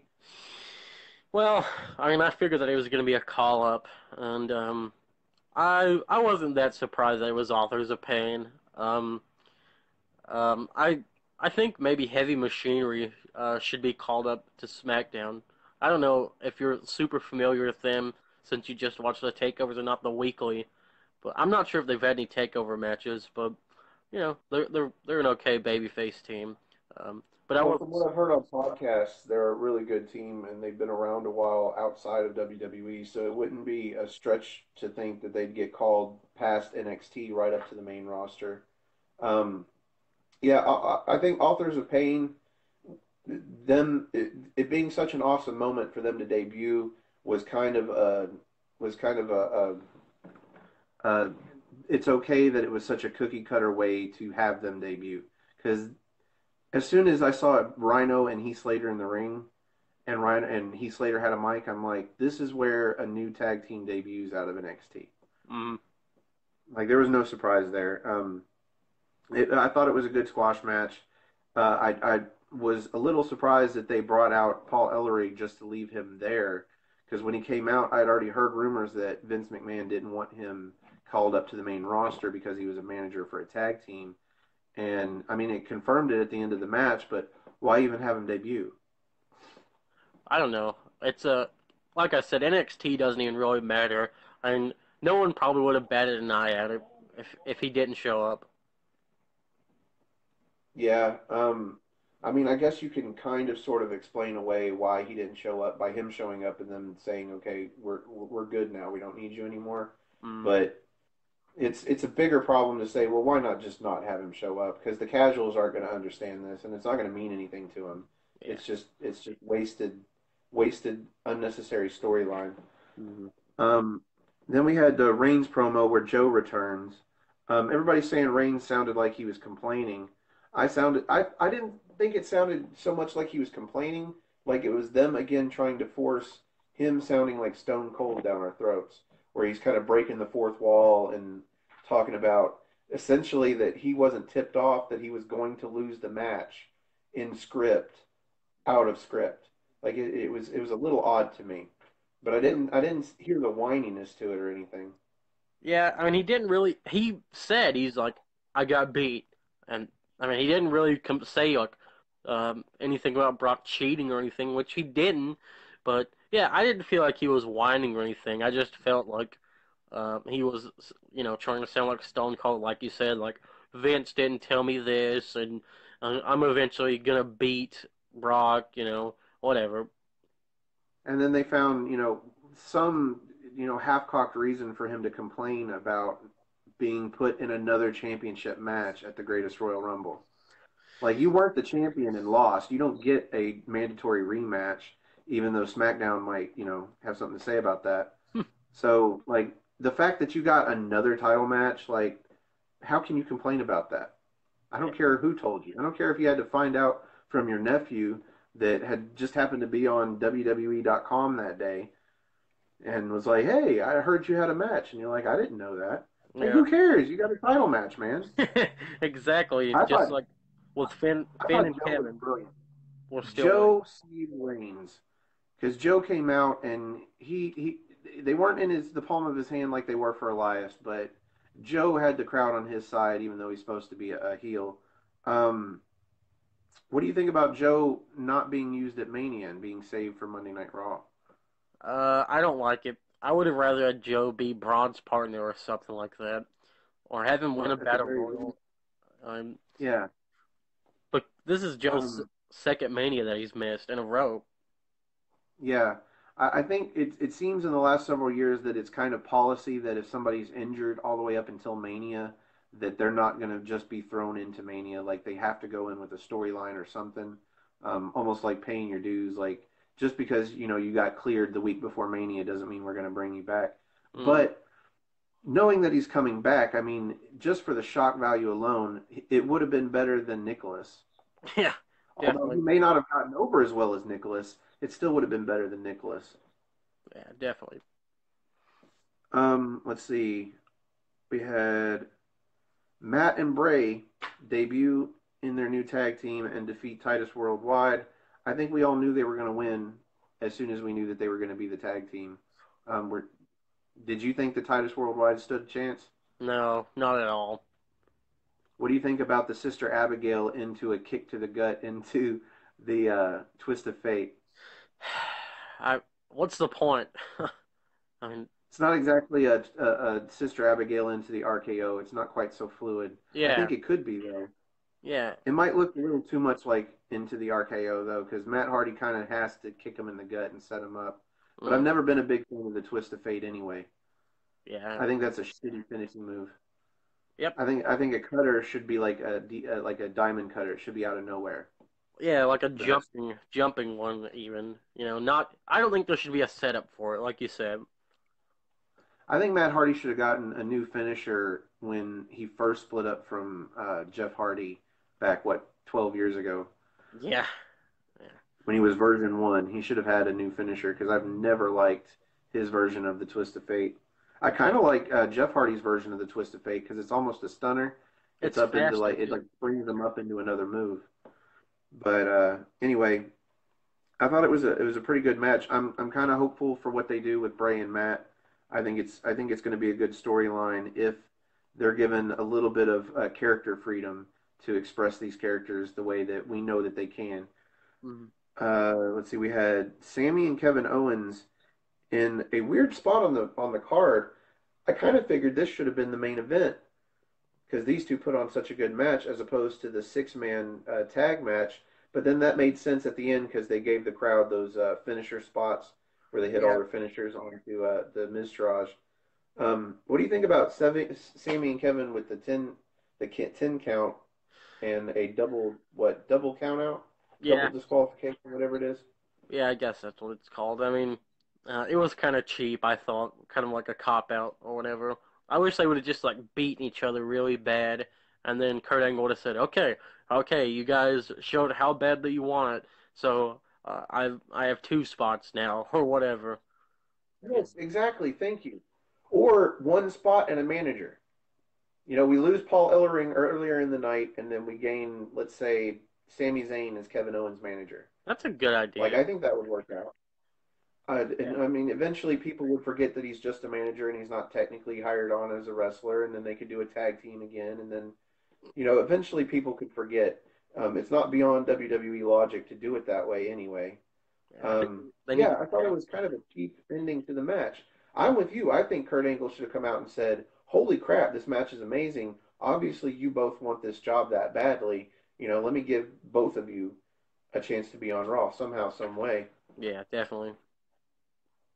But man, if that had been a main event, even of just Raw, let alone a pay-per-view, and they'd have been given a 20 or 30-minute match, like I'll probably never get tired of saying how awesome of a match Kevin Owens and Sami Zayn put on because that was great. Oh yeah. Um, Matt and Jeff see each other in the back. You've got Jeff Hardy walking with Finn Balor and Seth Rollins. And for a minute, I thought things were going to go south. But it seemed, I don't know, I kind of had a little bit of a pop inside when Bray Wyatt extended his arms and it was like, Brother Nero. And if you notice, they saved the Brother Nero name for Bray Wyatt to say. Like it was really a personal name. Like we are a family now. That's interesting. Um, What do you think about it being that family dynamic where it's going to be Bray Wyatt and Matt Hardy as the tag team champions, but Jeff Hardy, as opposed to being Matt's partner, is just going to be in the family? I like it. I mean, it's different than just seeing the Hardys team because it's not really the Hardys anymore. It's the Woken Warriors, which I think would be. I think it's good. What do you think? Is this where you give maybe Jeff Hardy a title run or at least a feud for a title without people feeling like, well, he's getting pushed above Matt Hardy because now Matt Hardy's got this thing going on with Bray?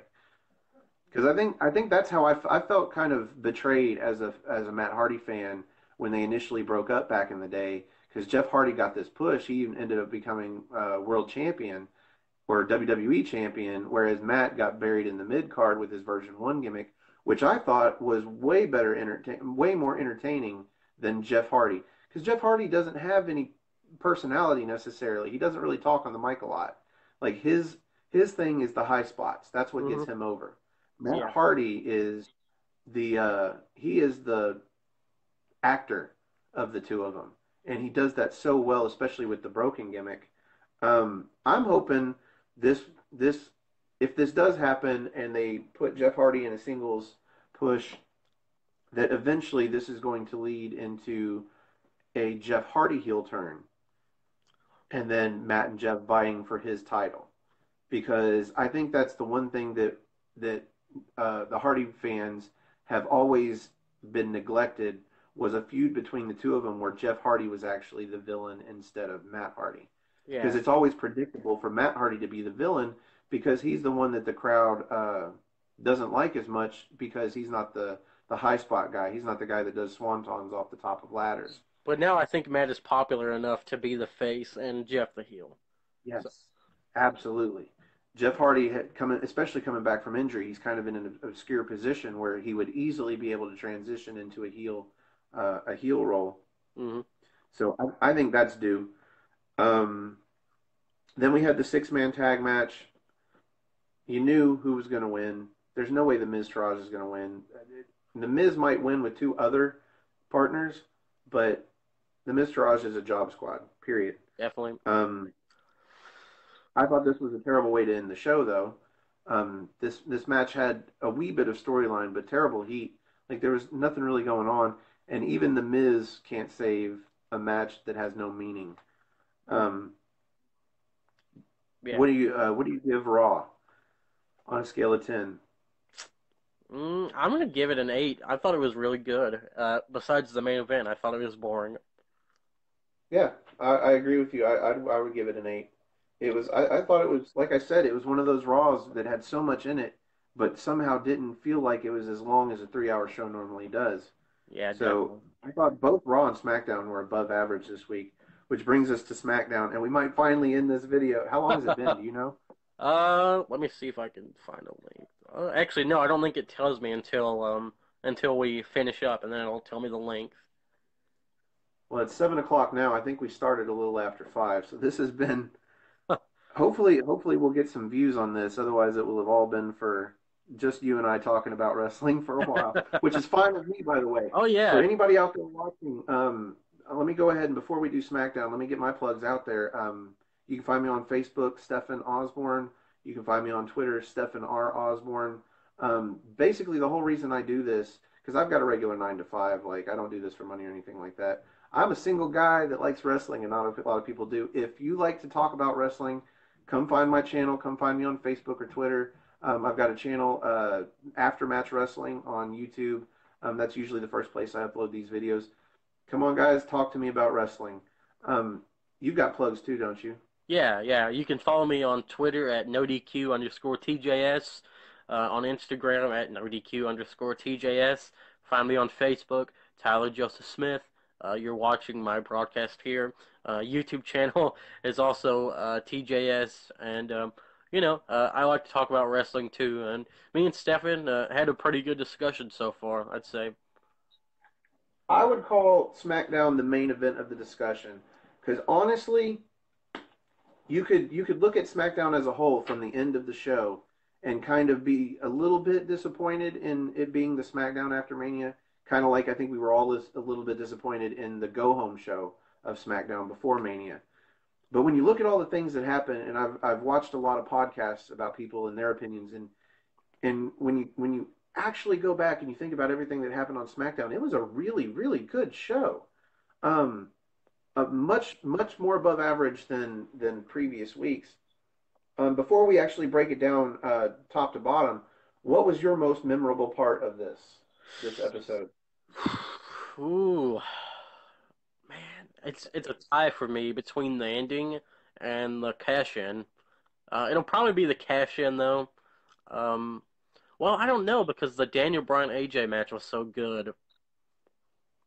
I don't Well, know. I think because that match didn't have an actual finish, and the build up to the cash in was great.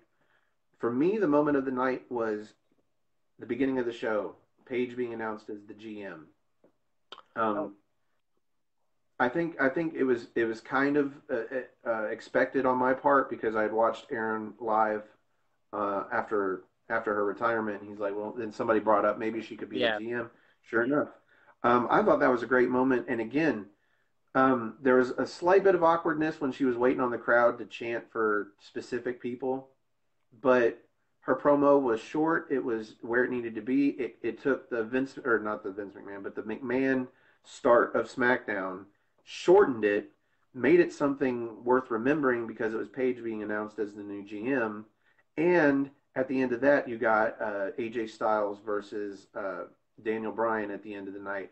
So I thought that was an awesome moment. Like I said, kind of a swerve. Here comes Shane McMahon. You're like, oh, it's going to be another one of those episodes of yeah, SmackDown. But then here comes Paige, and suddenly we have the next probably what hour and 45 minutes to look forward to the main event, which is going to be AJ Styles versus Daniel Bryan. Um, After that comes the Usos defeating the New Day to get their rematch that they should have already had. What do you think about this policy? And I'll get into my thoughts, but what are your thoughts on them having both the Usos and Randy Orton regain their title opportunity? I'm not a fan of it because I was under the assumption that everyone has a guaranteed rematch after they lose the championship. Like on Raw, The Miz said that he wants to invoke his title rematch at Backlash. So why did Usos and Randy Orton have to fight for theirs? I don't get it.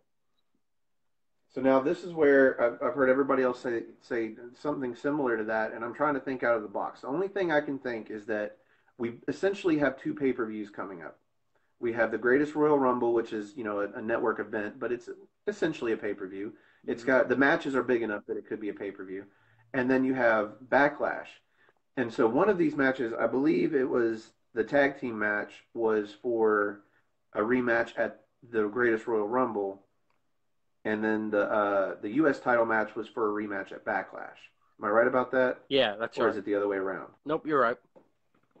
So you could say that the previous champion gets their rematch at the other event, and then whoever wins this match gets their a match at the next event. So you can go two ways with this. You can either say, since the fact that the previous champions won the match anyway, that you don't even have to mention it, or you can say, well, they're going to get a rematch at both events because they earned them.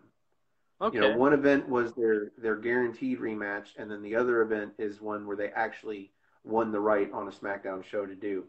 My other thought on this is this match and the U.S. title match were to kind of sort of make up for the shit match that we got at Mania. Because I think, especially the Usos and the New Day match, but kind of Rusev and Orton and Bobby Roode was still a better match than we saw at Mania. Yeah, What are your thoughts on the tag team match? the tag team match was really good. I thought. I liked it better than the Fastlane match that they had.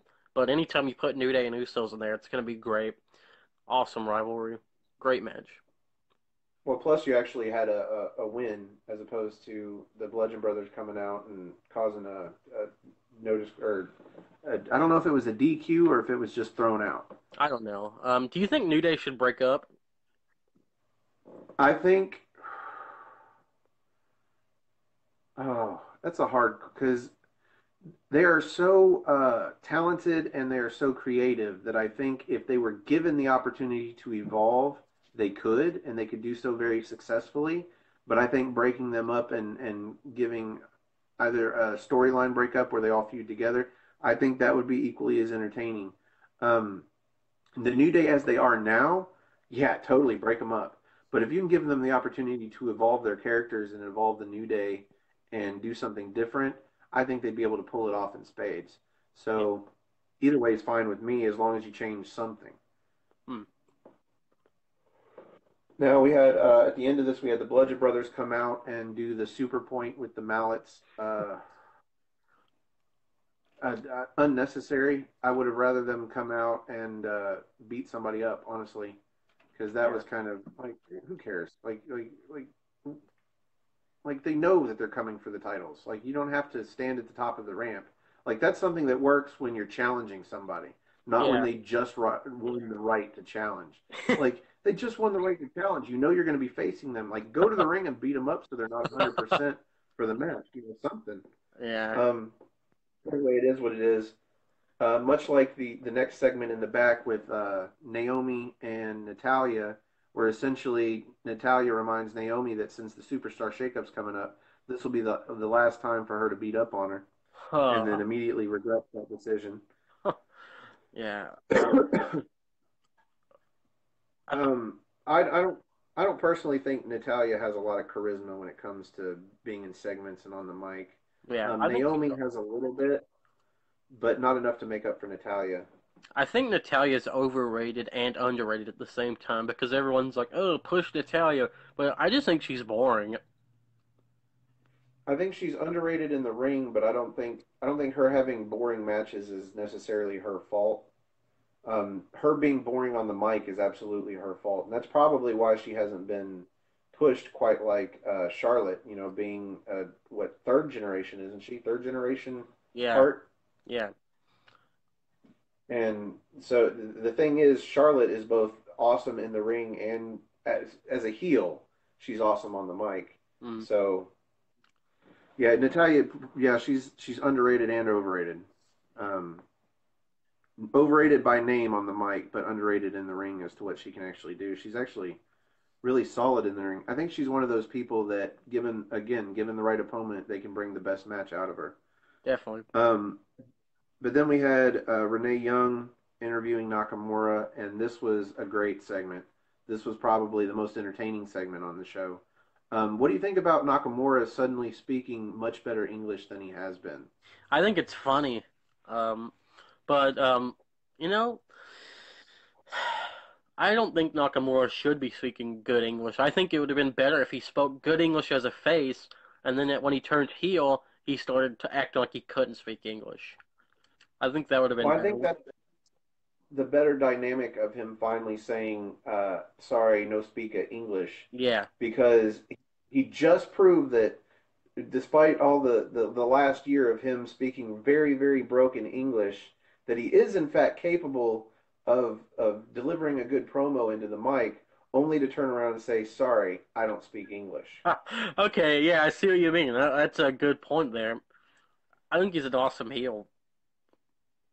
I think I heard somebody say they watched the WWE Network special on Nakamura, and it kind of breaks the kayfabe in that he actually does speak much better English than he portrays on the mic. My question is, why is it important for them to portray him as speaking that broken of English? Like, I would much rather hear him speak good English so I can understand what he says when he's on a mic, but At that's the just very me. at the very least, just give him subtitles and let him speak Japanese. I mean, Yeah, I mean, if they're gonna put subtitles on the screen when people shout stuff, mm, that obvious, or when Aiden English sings when we're not supposed to know that his lyrics are, none of that made sense. I'm so glad they didn't do that. That in and of itself is one of the most positive things about the Raw and SmackDown after Mania. We didn't have those giant words on the screen during promos or anything. Hopefully that's done with. it really was Bizarro World.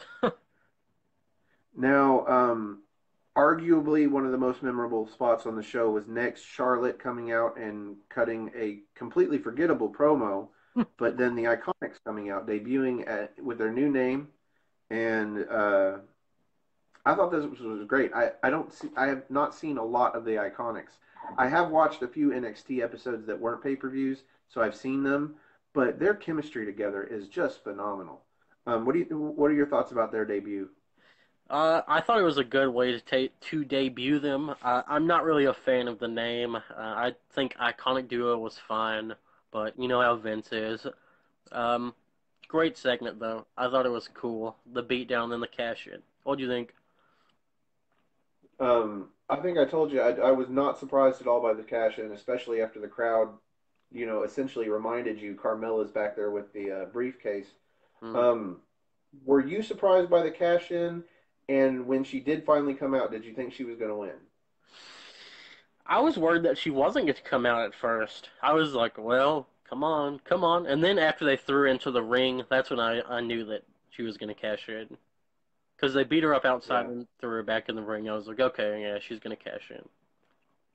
Yeah, and they didn't throw her in the ring, and they made a big deal about getting her in the ring because she was lifeless. She was completely limp, which is hard to do.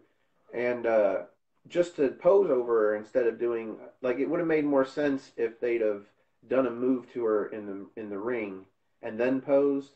But for Hmm. them to drag her in the ring just to pose and then leave, yeah, it Yeah, makes sense that Carmella was coming out. Now, with Earl, was it Earl Hebner? No, it wasn't Earl Hebner. Mike Chioda. Mike Chioda, wasn't it? I With think the so. briefcase, Hmm. that he seemed to have no idea what was going on. What is in this briefcase? Are you sure you want to do this? Um, just to give time for Charlotte to start making it to her feet, so suddenly you're like, oh, well maybe this is going to be unsuccessful. Um, was there a moment while Charlotte was getting to her feet that you thought that Charlotte was going to make this an unsuccessful cash in? Yeah, yeah, I thought it was going to be unsuccessful just because it's Charlotte and she just beat Asuka. So I wasn't expecting her to lose the championship so soon. What'd you think?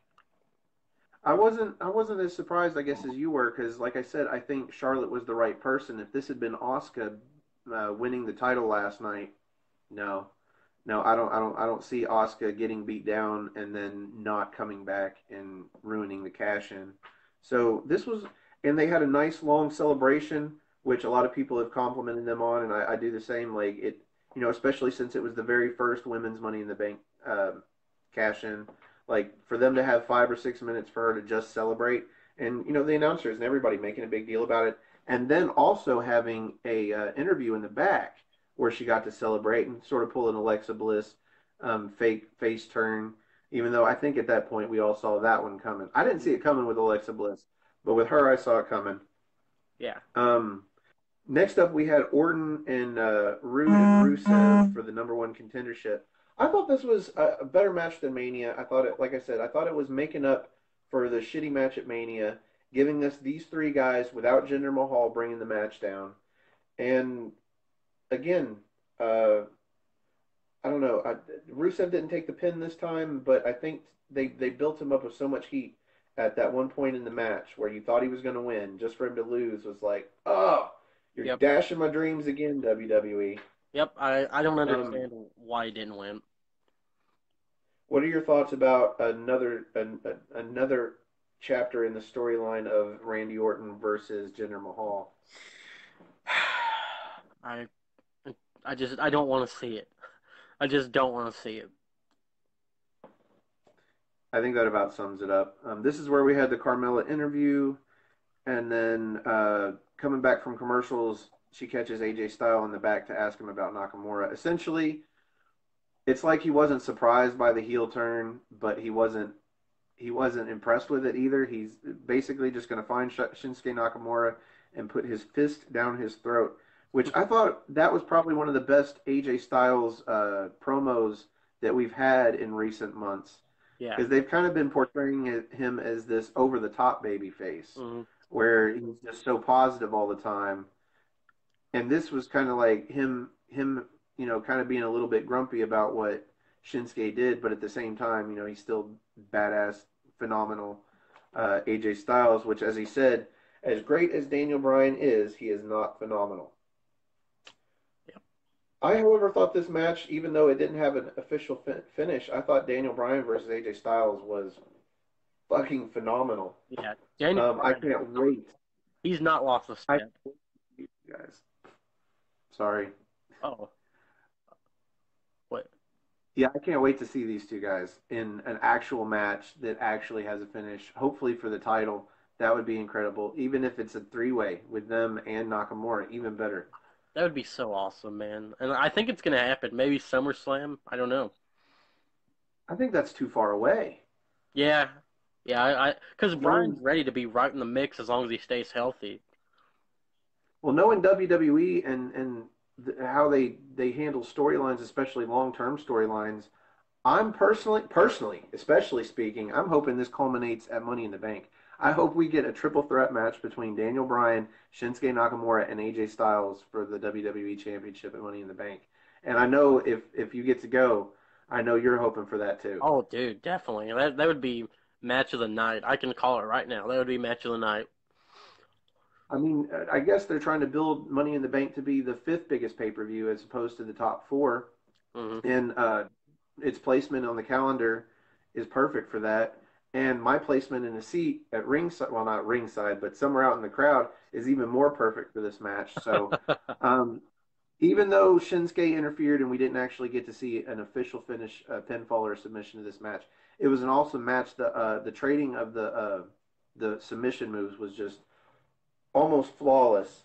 But for what it was incredible. It was I thought it awesome. was I was like, one of the best TV like, matches of the last few years. probably. I mean, there's probably been a few that actually had finishes that have been contenders, but for a match that didn't even get a finish, that was awesome. And then Shinsuke, I like how he came in and first of all, he hit the King Shasa on Daniel Bryan, which gets him the disqualification victory, which means now technically he should be in line for a title shot because he got a victory over AJ Styles. But also, instead of going straight for the King Shasa on AJ Styles after that, he went for the low blow first. And then he sandwiched it. He got low blow, King Shasa, low blow, just to secure that I am super heel. I am not beyond going downstairs. And they are starting off this Shinsuke Nakamura heel turn, I think, in the best way they possibly could. Is there anything you would do different with this? No, no, I think it's perfect. Which is a rare thing to say about WWE TV. Yep, I'm sure they'll mess it up somehow, though. Well, that brings us to the end of WrestleMania week, and we'll be closing up this video, I guess. Now, any predictions for Raw or not tomorrow night? Yeah, tomorrow night. Yep, it is tomorrow. Holy cow. I'm not sure about the shakeup. I think it's definitely going to be interesting. I think we'll have some more call-ups. Not sure who though. What do you think? I think Big Cass is probably going to be in the shakeup. My guess is I think he was last on Raw, so he'll probably get sent to SmackDown, which makes sense. A lot of people are calling it, and I could see AJ Styles going to Raw just to rip AJ Styles from the house that he built to put his star power on Raw. I could really see it going to where SmackDown again gets all the nobodies from Raw, and Raw gets all the somebodies from SmackDown, And then, and then SmackDown has to take another year to build up a bunch of main event characters. yeah, But I could also see it going the other way around to try and undo some of the damage that they did to SmackDown last year during the shakeup. I hope it. I hope So SmackDown gets a good bit of stars. I think most of it's going to be a surprise.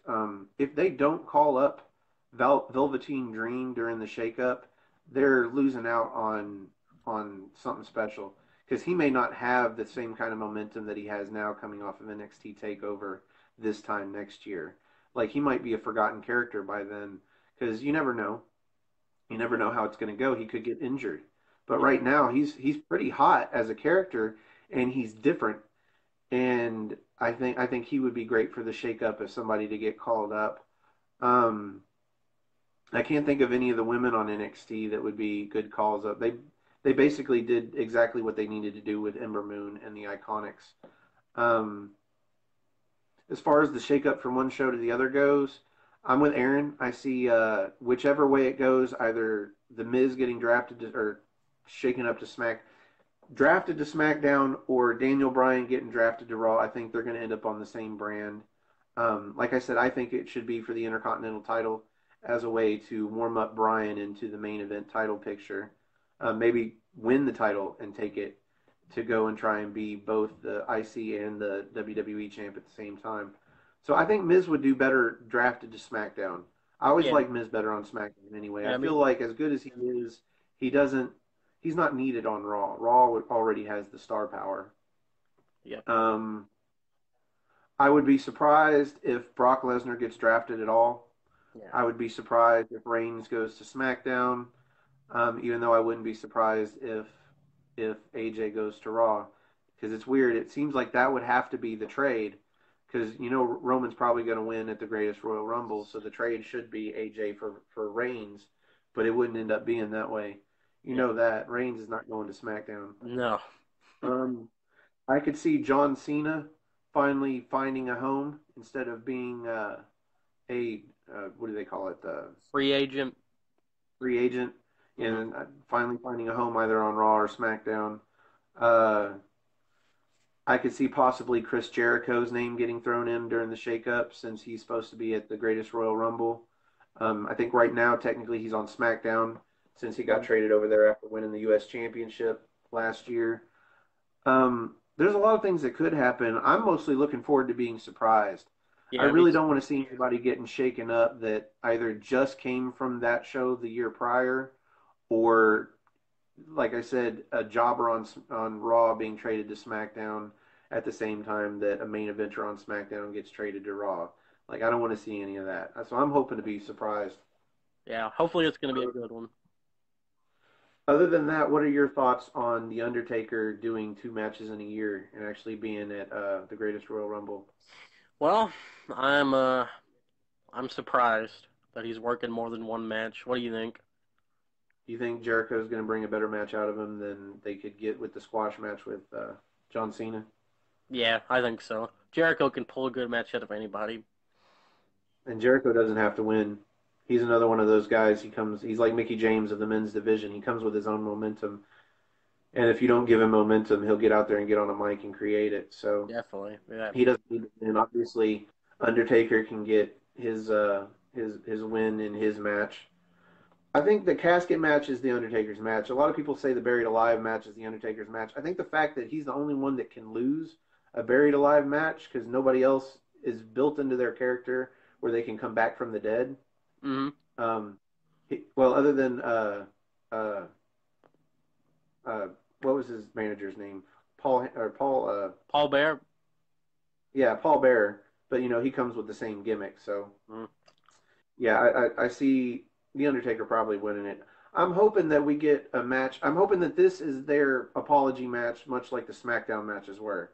I hope that we get to watch this and see a 10 or 12 minute Undertaker match with Jericho and be like, okay, now I'm okay with the Cena match being a 4 minute squash match. Yeah. All right, well, I think we should end the video there because it's been really, really, really long and we only have one viewer. And I hope whoever that viewer is, I hope you enjoyed the video. And if anybody watches this on demand, I hope you guys enjoy the video. I think it's going to be up on No DQ. So as always, get all your news and rumors at nodq.com. Aaron Riff does No DQ live after every live show. That's pay-per-views, Monday Night Raw, Tuesday Night SmackDown.